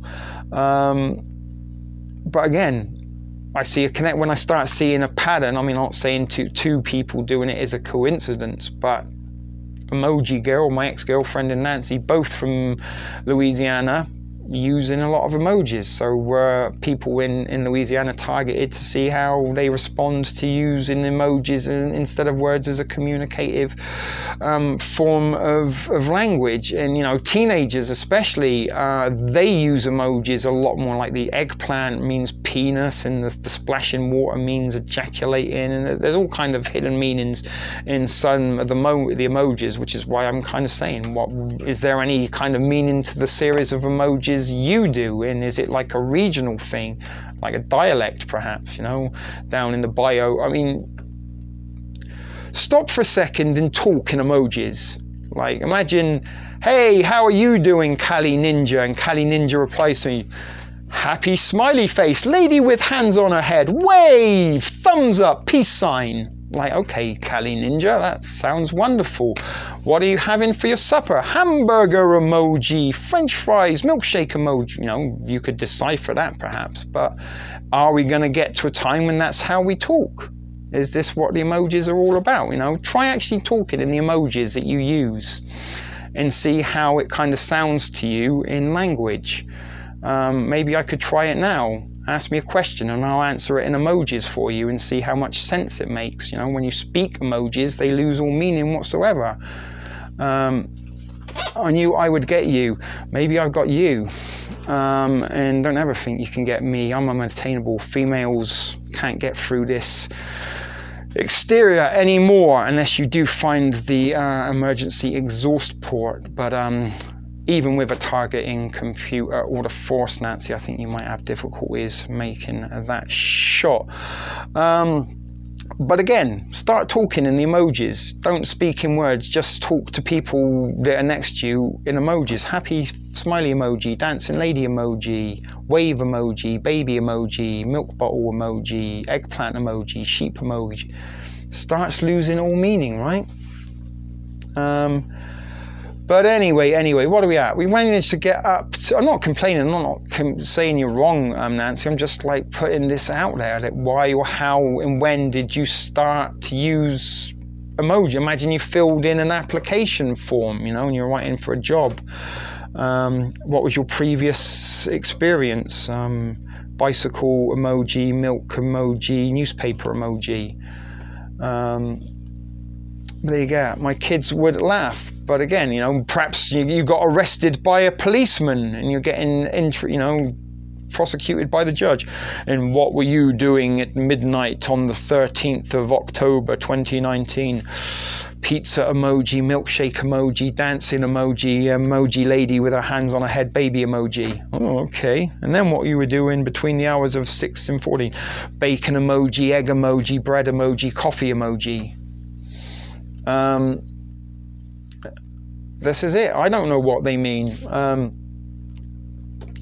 You used to draw a piece, we used to think, what was it, a Chad with the face over the wall and things like that. Exactly. Is it a new language for a new religion or for a new future? I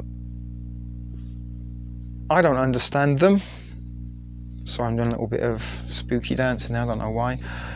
But I don't know if any of that made sense. And again, I just had one of those like brain farts where I kind of lost all train of direction. But it is 1 hour and 41 minutes of the live stream. So maybe 1 hour 45 no baby P to record that burp. Might be a good place to wrap this one up. As I said, you just keep doing you, Nancy. We love you and your emojis. But as I said, when and how? How many people in Louisiana do you know? Do they sometimes use emojis to you? Like when you text your Louisiana buddies, is it all emojis and stuff? Or is it just something that you noticed? We went longer, huh? I don't know. Sometimes these shows, when I don't really plan things, sometimes go on for as long as they go on for. But somehow yesterday, over the course of the 3 separate streams that I did do, we got close to 7 hours, which is it's almost like a whole day at work. And again, today I did have a little bit of intention to try and put together a presentation to put into tonight's live show for you. But it kind of turned out that we kind of winged it. I don't know if or not you had as much enjoyment as we did yesterday, and sometimes maybe less is more, or maybe leave them wanting more, you know what they say in about the world of entertainment, although I do think I am clutching a little bit at straws at trying to pass this off at entertainment. But some of you do seem to find it funny and emoji. There you go. See what happens when you see emojis too much? Talking about emojis, give me a brain fart. But anyway, again, not thinking straight. Perhaps we should have given it maybe a day or two before we go on live again. But I did want to try and get True Flicks on today, but Kali Ninja said that he is already doing a show.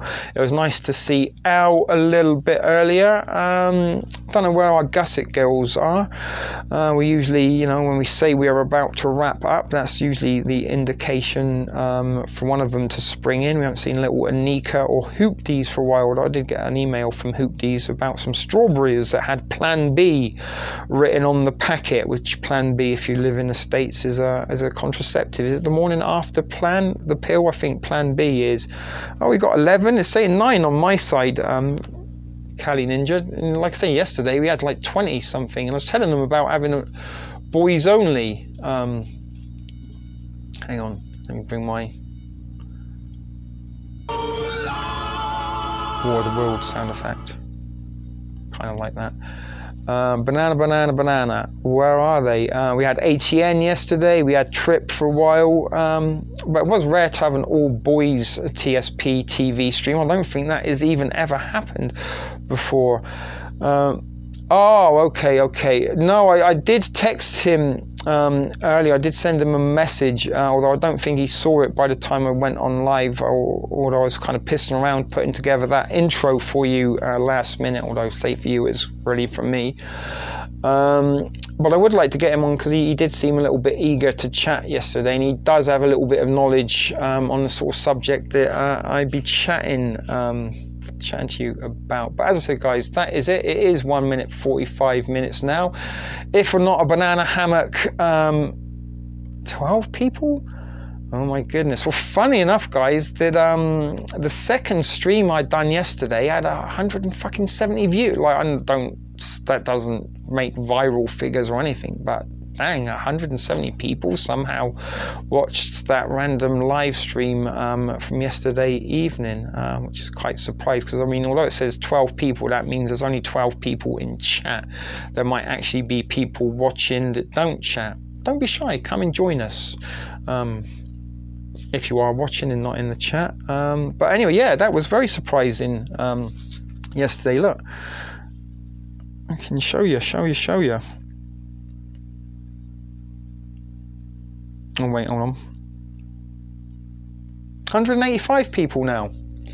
So only 61 people watched the second stream, but 185 watched the first one. And I didn't keep the Together in Electric Dreams special up, director's cut up, that we streamed yesterday afternoon because we got cut off prematurely. Shut up, people. See, it's saying that I've got 8 right now. So, you know, I guess sometimes silent viewers like to be silent. Maybe people are shy. Maybe they're just sitting there on side.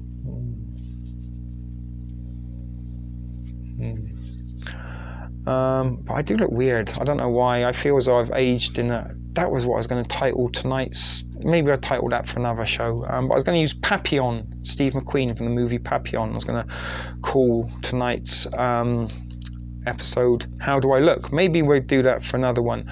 Well, hello. See, look, there's a Gusset. Somebody else from Texas, Myra Rods. Welcome.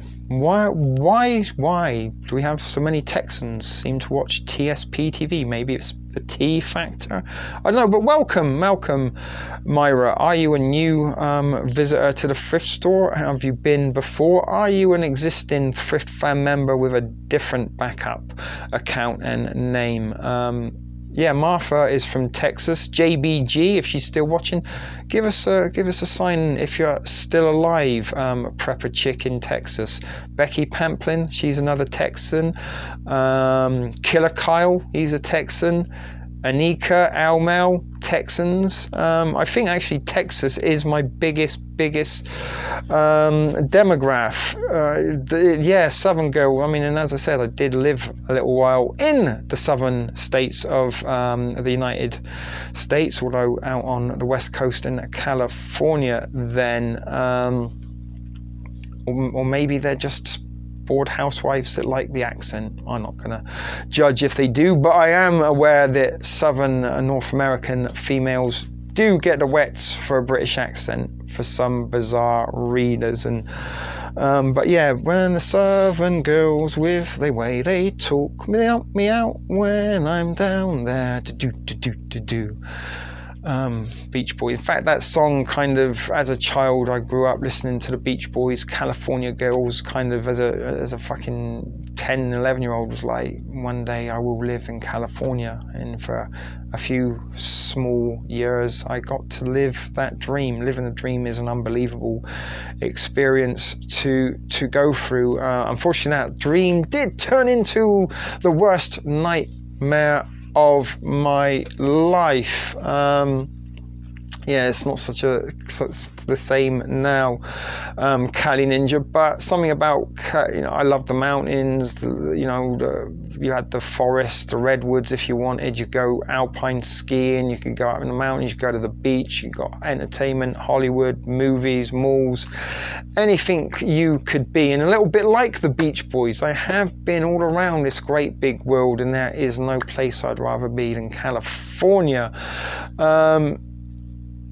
You're one of the only, well, I kind of have been here a little bit, although I still am very, very British. I kind of have been a little bit more Americanized in my vocabulary. When I first got to the States, a lot of people didn't understand. I remember trying to order a bottle of water. I was at like a little kiosk in the subway and like, can I get a bottle of water? And the guy's like, what? Can I get a bottle of water? And he's like, well, I don't know what you're saying. I'm like, is this an English-speaking country? I want a bottle of water. What's wrong with you? But he didn't. It took me about 10 attempts in the end, and I think even a lady behind me said, he wants a bottle of water. And it's almost like saying a different language for me to say that. But I have kind of adapted, I guess, a little bit of my accent in the 12 or so years that I've been in North America. For North Americans, because when I talk to my folks back home, my people back home, friends and stuff I grew up with, they're like, dang, you sound American, yo. Although not like that, because that's a little bit more American.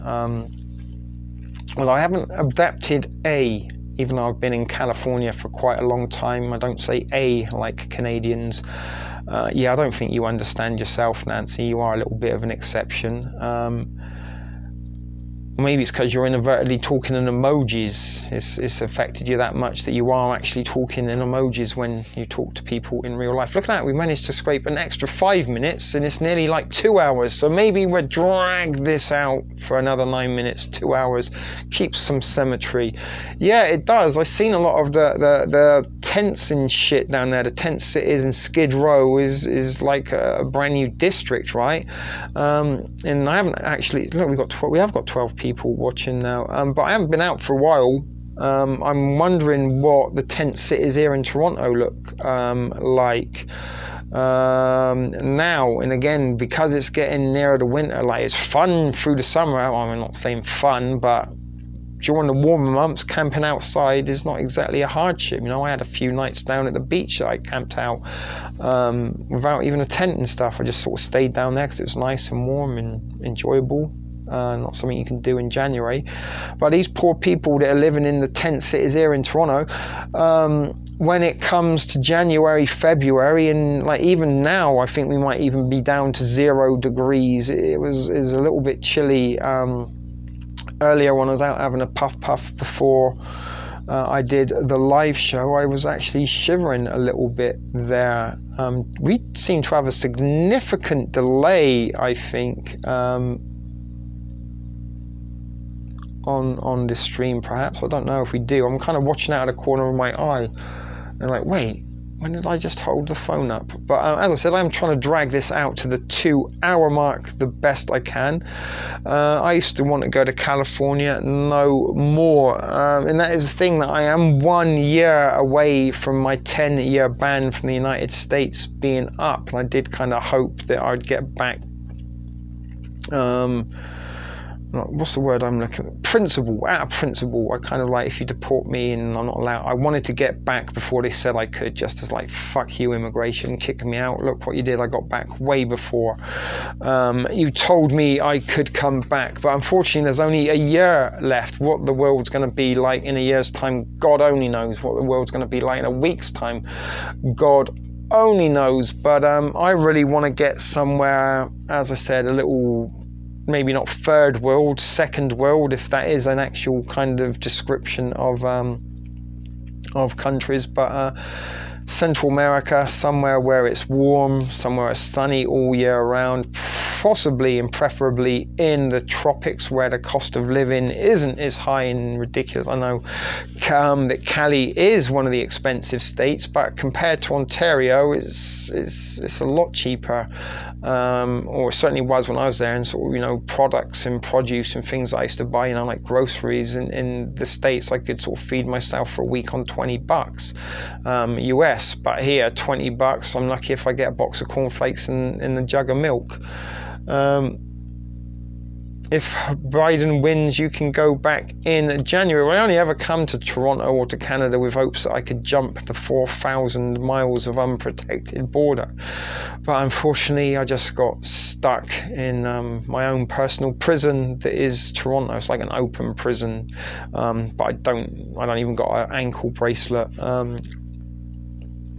Maybe if Biden wins, but I don't think so. It's kind of like when you sort of have a horse race and you put one thoroughbred in and then put a couple of cans of glue, a can of dog food, and maybe a horse with arthritis in the race to make sure that your thoroughbred does indeed take first place.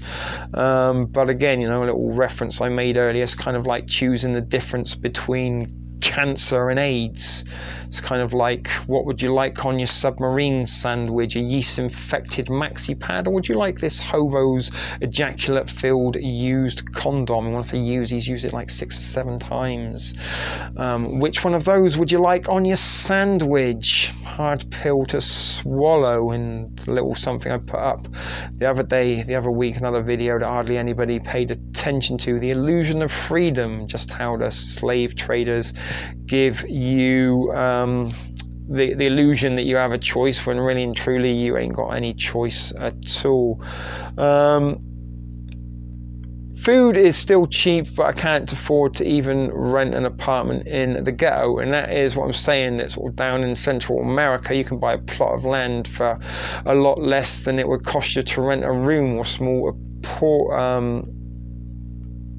Martha. All right, Martha's over on Facebook now. Well, you take care whatever you are doing, and we've got 4 minutes to kill. Let me I don't need to do it now. I will at some point get the outro music lined up. If not, you guys enjoyed tonight or not, I don't know. It was a fun experience again, I think, maybe for me, although I did still lose my sort of way in train of thought a couple of times. Zappers are good. I haven't had Zappers for a while, the chips, right? But as I said, I kind of do feel a little bit still discombobulated, in a little bit sometimes lost of direction or focus. But it has been a little bit good in a lot of ways to sort of get out of the not speaking self-isolated bubble that I kind of put myself in. Yeah, they are only in Louisiana. My girl used to bring, and she brought me a king cake. It's where a little prepper baby, if you remember, there he is. He's from Louisiana. The OG prepper baby. Goodness, set up prepper baby. There you go. Alright, so anyway, as I said, guys, if or not you had as much fun tonight as you did yesterday, I got cottonmouth so badly, my lips are sticking together. And look at those nasty British teeth there. So anyway, what we got? 1 minute, 2 minutes and 40 seconds to kill. Me and my numbers, I don't know why I get so excited about it, or worked up. Maybe the OCDs,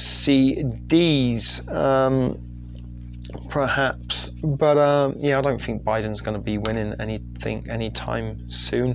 Although I did say I would vote for Hunter, his son, a guy that does blow off a hooker's ass, is a guy I've got something in common with and can relate to. You know what? If more politicians were doing blow off of hookers' ass instead of pretending to be squeaky clean, at least it would be an honest reflection of who they really and truly are. And as I said, I bet a bunch of guys that are hating on him are like, fucking piece of shit, I wish I could snort coke off a fucking hooker's ass. Wife won't even let me bring it in the fucking house, let alone do lies off her ass. Although she has got a fucking big fat ass these days since I married her, so it's probably a blessing. Maybe the light line of coke could get lost in one of the crevices. But anyway, I did do that little bit of a monologue to try and kill another minute. You keep your coke in your room, Nancy. You got a little sugar bowl by the bed, so when you roll over, just have a little toot and roll back over, go to sleep. I don't suggest that you have a sugar bowl of God help us who anyone wins. I think God's long forgotten us to be quiet. So kind of, I mean, again, don't want to upset people that are religious, but back in the early days of the Bible, he's very adamant about people believing in him. He got very upset if you didn't. You know, he told a whole bunch of peoples to go into Samaria. Hey, disciples and listeners of me, the real true God, those Sumerians, they don't believe in me. Go into their village, remove the embryonic fetuses from the wombs of the women and discard them upon the sand and path. Kill all the donkeys and camels, servant, slave, man, woman, children, bring their houses to the ground. He got upset if you didn't believe him, and he kind of, you know, encouraged genocide over nations that didn't believe in him. He also kind of flooded the world. You know what?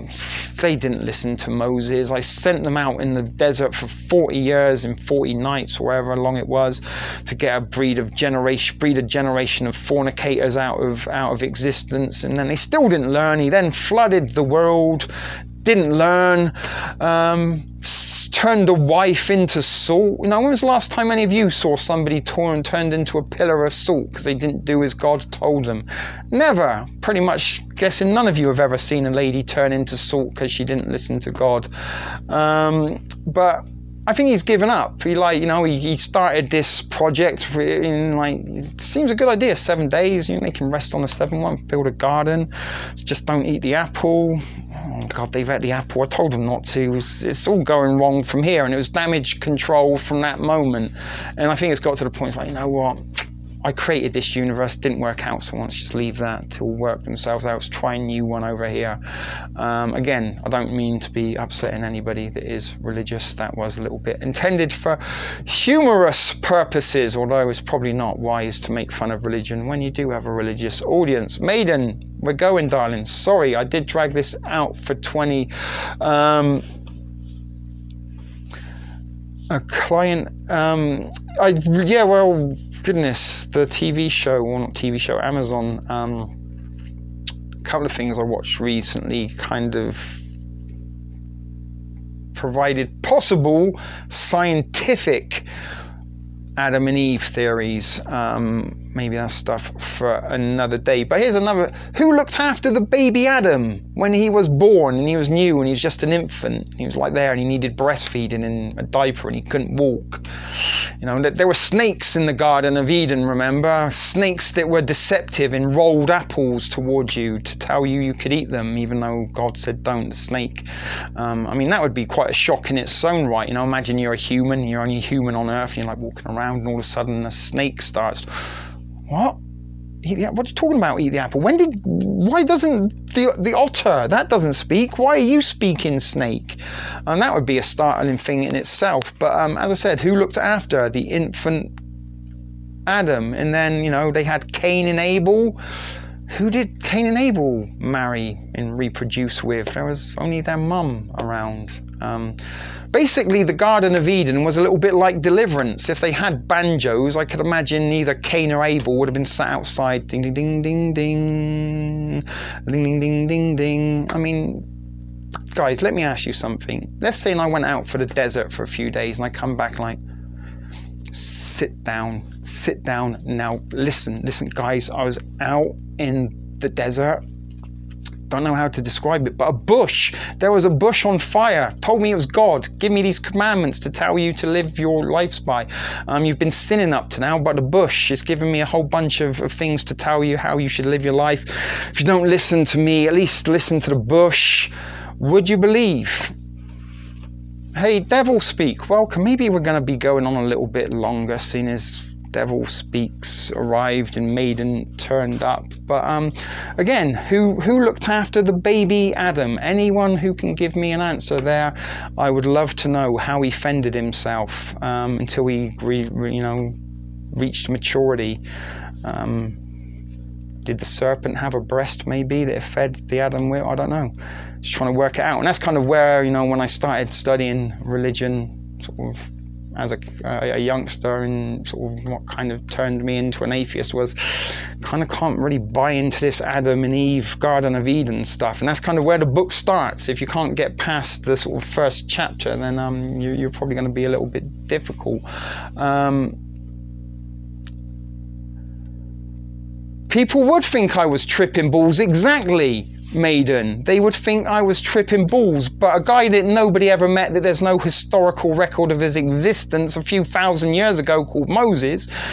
Yeah, we believe that. Sounds perfectly normal. Yeah, why wouldn't it happen? Of course it's real.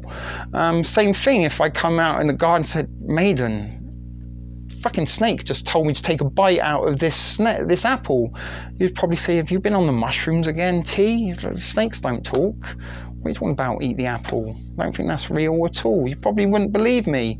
But anyway, again, I'm not meaning to be upsetting. I'm not insulting anybody. Or I'm trying not. I hope I'm not insulting anyone. But ATN's here, the Gusset, they're all coming out. Looks like we are going to go on a little bit longer than normal, but this is what I'm saying. You'd think if I told you that I was tripping balls, if I said, guys, God's my dad, I'm the second coming, you probably wouldn't believe me.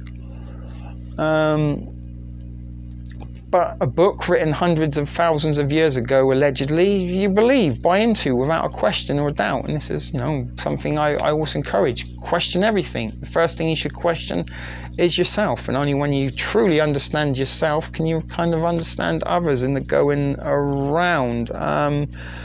But again, I'm not saying this to be cantankerous or stuff like that, but for real, you would think I was on shrooms if I said some of this stuff. If I'm like, guys, God talked to me last night, he's going to flood the earth. We need to build an ark. We need to get 2 animals of every single species and load them up. How did that happen?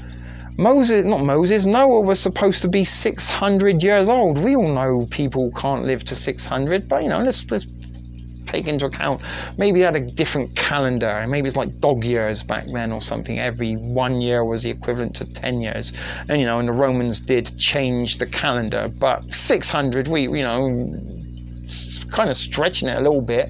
And then without, supersonic transportation or aircraft or boats or anything like that, Noah manages to go all the way around the world, collecting 2 species of every animal, even the ones that were natural predators, and even some of the ones that only had a very, very short lifespan of only a day or so, like insects and stuff. Collected 2 of everyone, every single one, even the insects, 2 of them. So left the dinosaurs, didn't want them.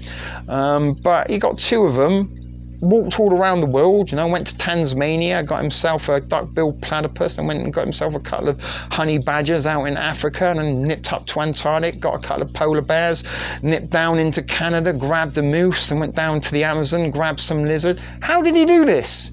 Without a boat or an aeroplane. And then he built a massive, massive boat that wiped out the world, and the only people that were left were Noah and his family. We all bred from Noah's family. Again, get your banjos out. Deliverance. You sure got a purty mouth. Inbreeding. I don't think you can send shrooms in the mail. Why don't you try it? But don't send it to me. Send it to somebody else and see what's there.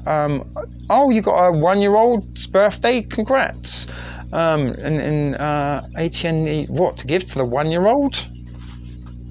I don't think that's good, ATN. I'm guessing it's to celebrate the anniversary grown up, but again, guys, I'm sort of kind of saying it's stuff like that when I was looking into them, I kind of don't really believe that this ever happened. But Darwinism in science kind of does have a little bit of plausibility in some, at least they got fossils of the dinosaurs that they alleged exist. Where's a piece of the cross or a piece of the Ark or the Holy Grail or the Ark of the Covenant? Where are all the trinkets? And, if you're wandering around in the desert for 40 years, you're going to probably leave a little bit of debris and garbage behind, but no trace of any of that. And I did get a little bit excited when I heard about the Shroud of Turin. Do you remember that? And I'm like, oh my goodness, whoa, they found the cloth of Christ. It sounded, this is it. This is an actual religious artifact. Maybe I was wrong. Maybe Noah did manage to circumnavigate the globe at a 600-year-old age and collect 2 of every single animal and creature. To treat LSD and mushrooms do have a little bit of medicinal purposes, and sort of people with ADHD and stuff have been sort of given mushrooms and LSD as a sort of combat to those symptoms that they seem to have a little bit of success with. But anyway, sorry about that, guys. I didn't mean to sort of go out like that, and probably did upset a few of the more God squaddy of the Thrift Fam, but as I said, it kind of was meant in good nature at all. But as Maiden said, you'd probably think I was tripping if I come back and said that I talked to a bush and the bush told me it was God. And pretty much not just me, anybody. If there's some dude on YouTube, and imagine if that happened in today's times. Let's say in Jesus come back, the second cousin, would he have an Instagram or a Twitter? I'm guessing that it's 420. It's always 420 somewhere, or not devil speak. But I do got a cotton mouth like a motherfucker for some reason. I was going to take you outside with me, maybe for a little smoke, but it is a bit chilly out there. Kind of like, does that sit right with you, that if, we all descended from Noah, that we are all the product of inbreeding?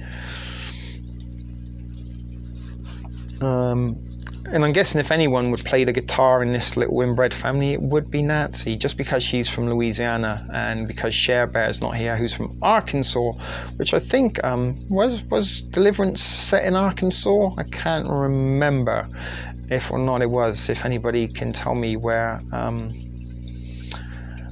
Deliverance was filmed. Would you like me to read one of the funny email? It's not an email. I kind of created something.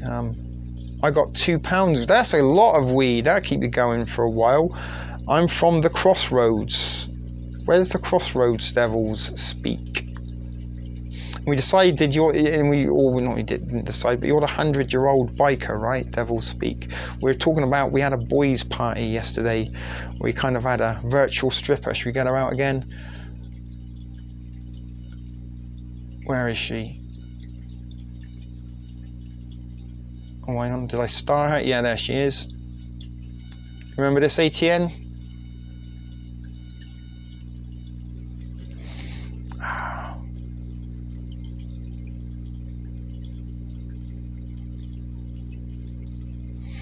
Maybe if he went down to Georgia, ding, ding, ding, ding, ding, he might get himself a fiddle. I do like that song. Sorry about that, guys. I thought that was oh well. Married my third cousin. How would you find that out a week? Was there like a shotgun involved? You went and put your finger in my daughter's coochie. Now you're going to have to marry her, Cletus. And like, hell no, I'm not being marrying my cousin Nancy. Well, you're only third cousins, Cletus. That doesn't really make you real cousins. You got to be stepping up like a man now. The definition of a shotgun. See, ATN loves the Lollipop Girl and Kali Ninja. Sorry, simple things, simple minds. I think I did lose a few lady viewers earlier when I put that one. It's like an adopted cousin, right? Because I worked with an indigenous native Indian lady here in one of the kitchens I worked from. Oh my God, I don't mean to be unkind, but yeah, I don't know what her deal was. But she was very funny, and spoke a little bit like this, but also she told me that she married her cousin, and when you marry your cousin, he's not just your cousin, he's your husband. And I'm like, ding, ding, ding, ding, ding. You probably don't want to be mentioning that too much, sweetheart. And maybe that's why when like the Europeans did first arrive in North America, you know, like let's bear in mind that sort of when Christopher Columbus came here in the 1400s, at that time in Europe we had gunpowder, there was, you know, lots of bastilles and duomos and piazzas and cathedrals, Vaticans, castles, palaces, sewers, canals, boats, stagecoaches. In fact, you know, there's quite a lot of stuff going on in Europe in the 1400s, but when they kind of got here, they had wigwams. That was it, wigwams. Have you seen my stapler?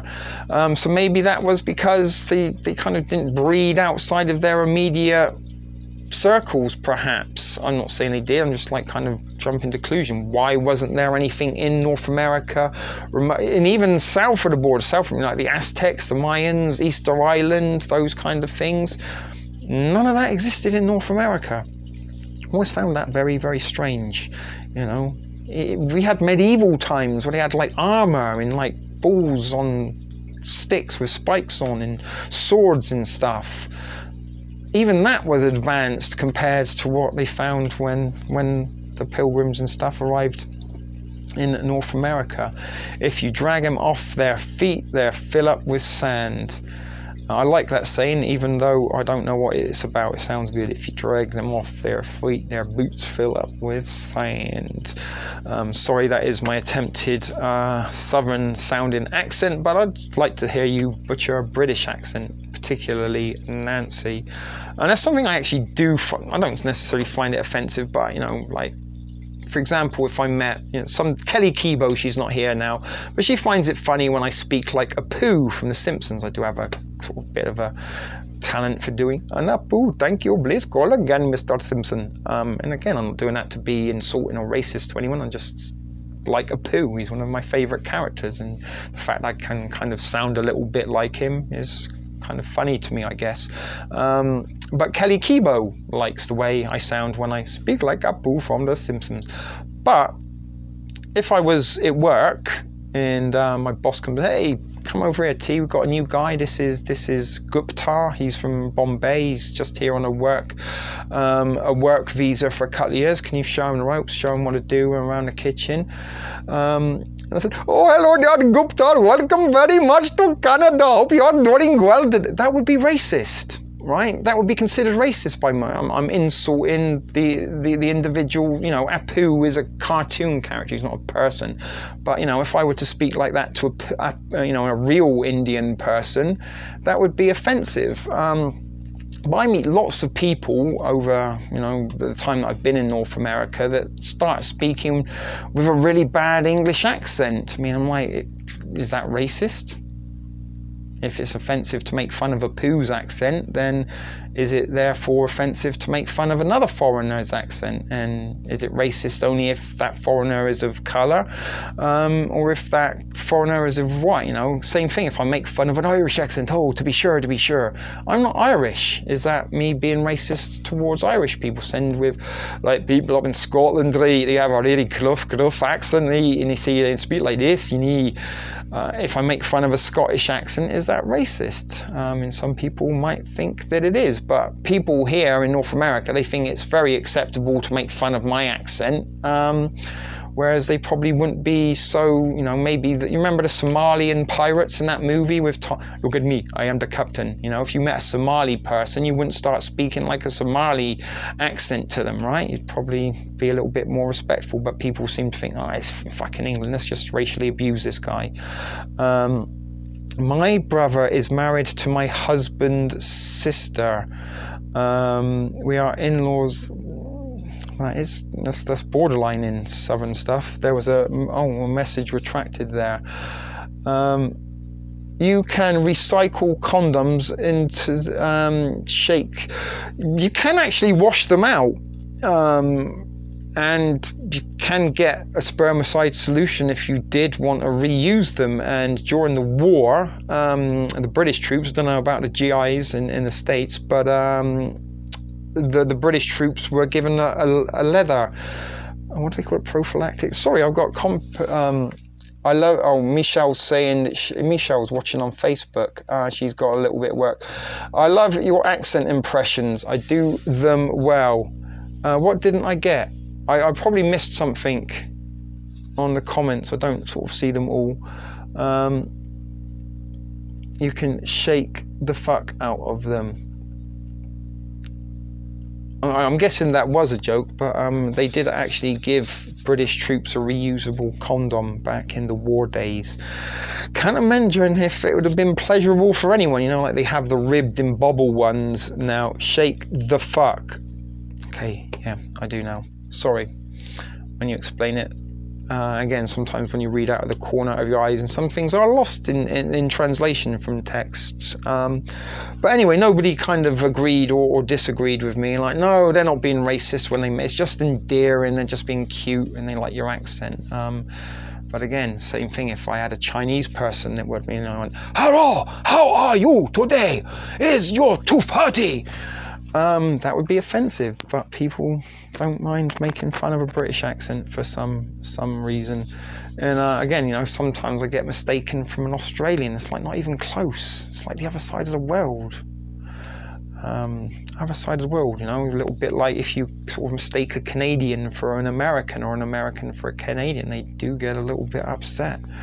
And one time I did upset an Asian girl. I thought she was Japanese, turned out she was Korean, and got very, very upset with me. How dare you call me Japanese? And I'm like, listen, sweetheart, if I didn't tell you, could you tell if I was German or Austrian or French or Swiss or Dutch or Belgium or French or from Luxembourg or from Portugal or from Russia or from Poland or from Czechoslovakia or from Hungary or from Bulgaria or from Bratislava? Take your pick. Would you tell if I didn't tell you? And seriously, can you tell the difference between a German and an Austrian and a Swiss? Good luck with that. And again, there are three countries that are very, very close together, share borders, a little bit like Thailand, Korea, and China. You know, they all kind of meet at some point or another, or Vietnam. There, what is the Vietnam? Laos, Vietnam, and Thailand. There's like a triangle where the three of them meet. Very close to each other, you know, in where those three borders touch. Could you really differentiate, you know, do people look dramatically different this side in Thailand than they do 50 meters in Laos?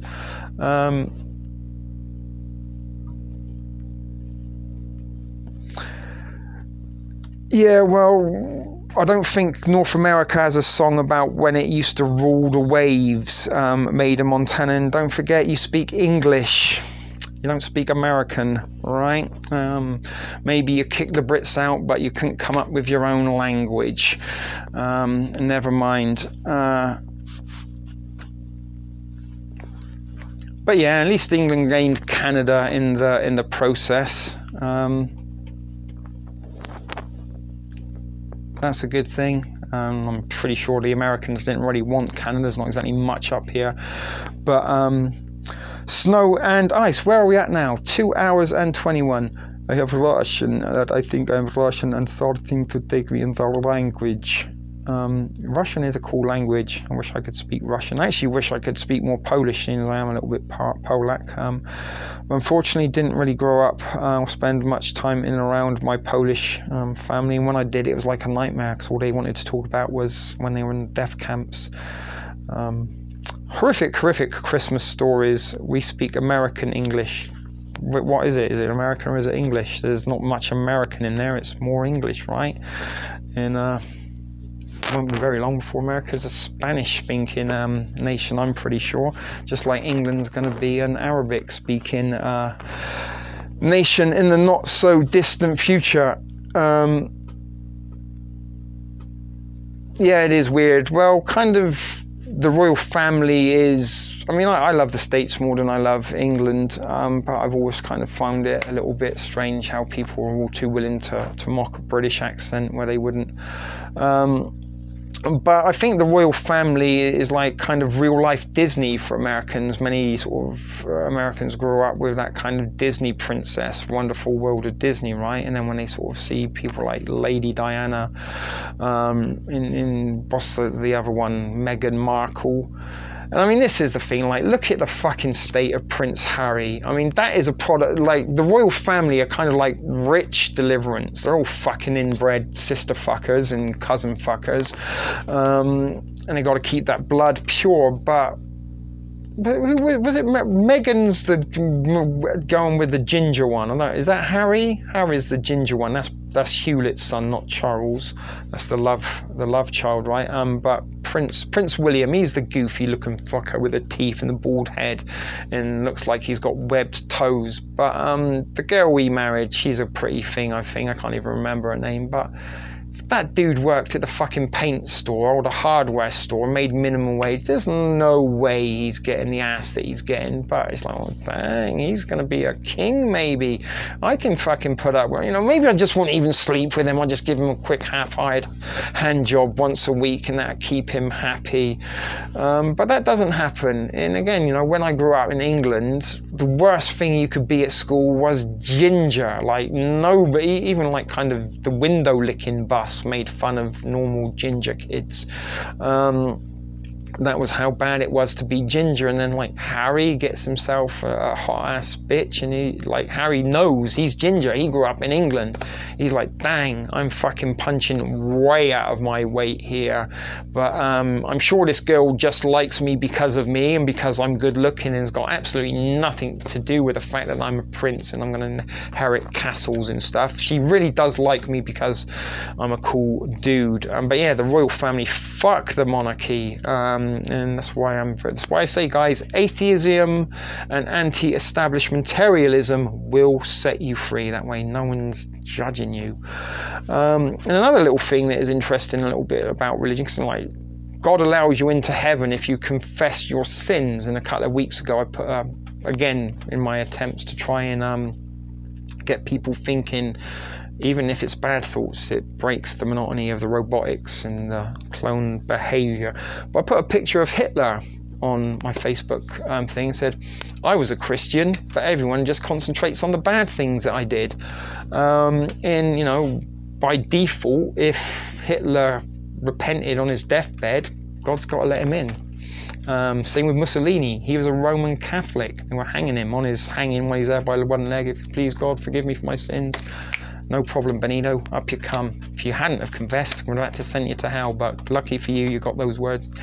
And if then God doesn't let them in because they did sin greater than he thought, then what's the likelihood that he might not let other people in? But as I said, Christians, both Hitler and Mussolini. Yeah, it's not such a thing here, but like, guys, I've never ever banged a ginger girl. I've banged every other girl but a ginger one. I've never been ginger, and the most repulsive, like, I don't know about today's days, so many girls have pubes, but you didn't want to see ginger pubes, and even calling ginger pubes would be like, oh, ginger pubes would be an insult, like beyond on comparison. If we didn't.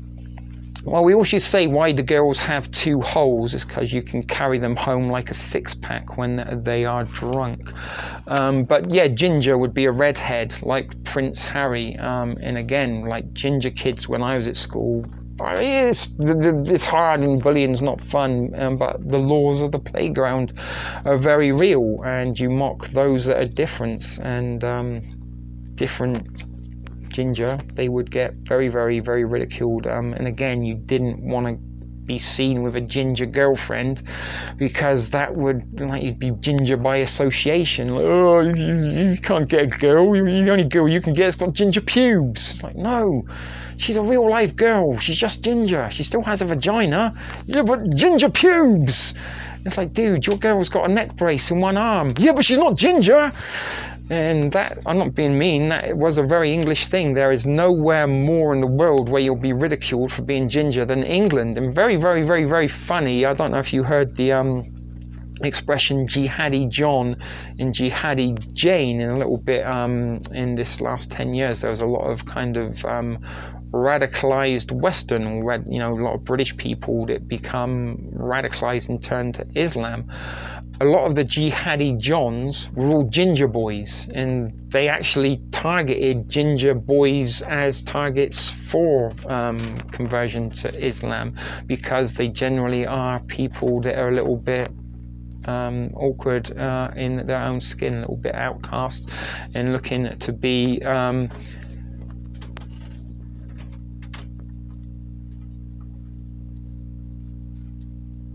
well, I don't know, I'm just reciting. There's so many different versions of Christianity, Michelle. In fact, there's almost as many versions of Christianity as there are other religions all to themselves. And religion is something that we interpret from ourselves, as we were talking a little bit earlier. There's lots of parts in the Old Testament of the Bible where God commands genocide over people that don't believe in him. And in those commands, he asks for the embryos to be removed from the wombs of pregnant women and led to die and rot in the sand. How would you interpret that as a Christian? And again, I'm not saying this to be pragmatic. I'm just saying that if you want to defend Christianity and say that this is what I believe in, then you have to believe in that as well, because that is part of God's word, and it is written in the Bible. But again, I'm not saying that you're wrong. I'm just sort of opening it up for debate. But if again, if you're a murderer and you kill somebody and you go to the Catholic Church in confession and you confess to a Catholic priest, he's bound by law. You can't go to the police and say, yeah, okay, a guy just walked into my confession booth and murdered somebody. And the priest will tell you, oh, a couple of Hail Marys, you'll be good. But again, if God can tell you to repent and then make up his mind differently when you get there, what's to say that he's not going to do that for you? But again, I'd be very, very curious to hear what Christians have to say about the genocide parts of the Old Testament, where God did command in more than Samuel, what's the other one? Pusa, I can't remember. Ezekiel, Samuel. Begins with a P, not Psalms, another one. But there are at least five books in the Old Testament that all kind of make reference to genocide for non-believers of God. And again, how would you interpret that in a good way is what I'm trying to get at. And funny enough, the Old Testament in the Quran, the Old Testament leaves the Quran for dead in terms of references to genocide. I'm not, as I said, I'm not necessarily banging religion. I'm just saying I don't understand it, and this is what I don't understand about it. And a lot of people that kind of do follow religion believe in their own personal form of that religion, not necessarily the religion as it was written.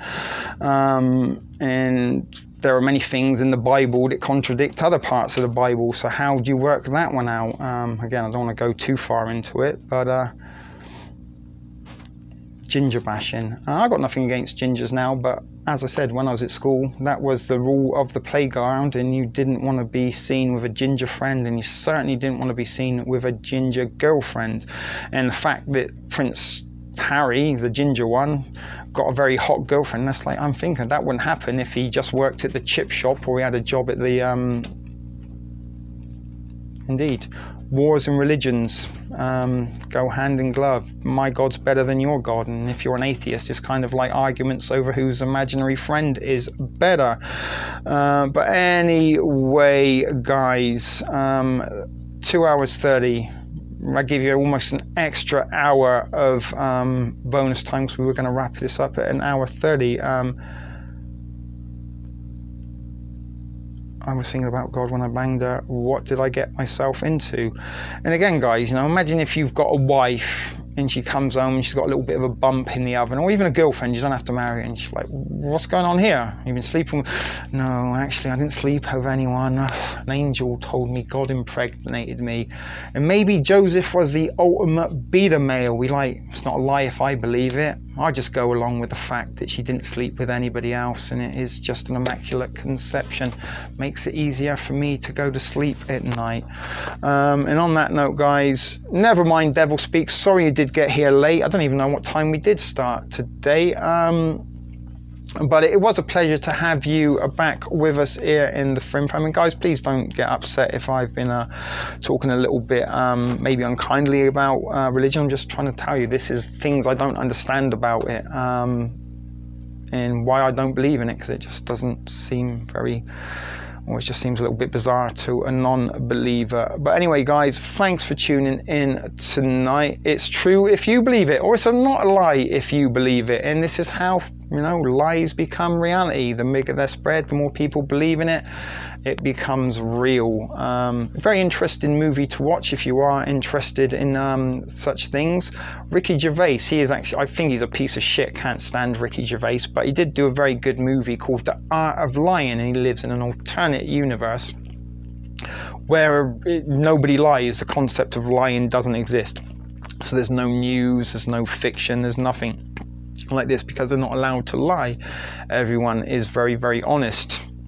But the story goes, his mum's about to die and she's on her deathbed, and Ricky Gervais goes and meets her, and his mum's quite, she's afraid. She goes, I'm kind of scared, I don't want to die, and I don't know what happens after you die. And Ricky Gervais is the first person to lie within this kind of parallel universe.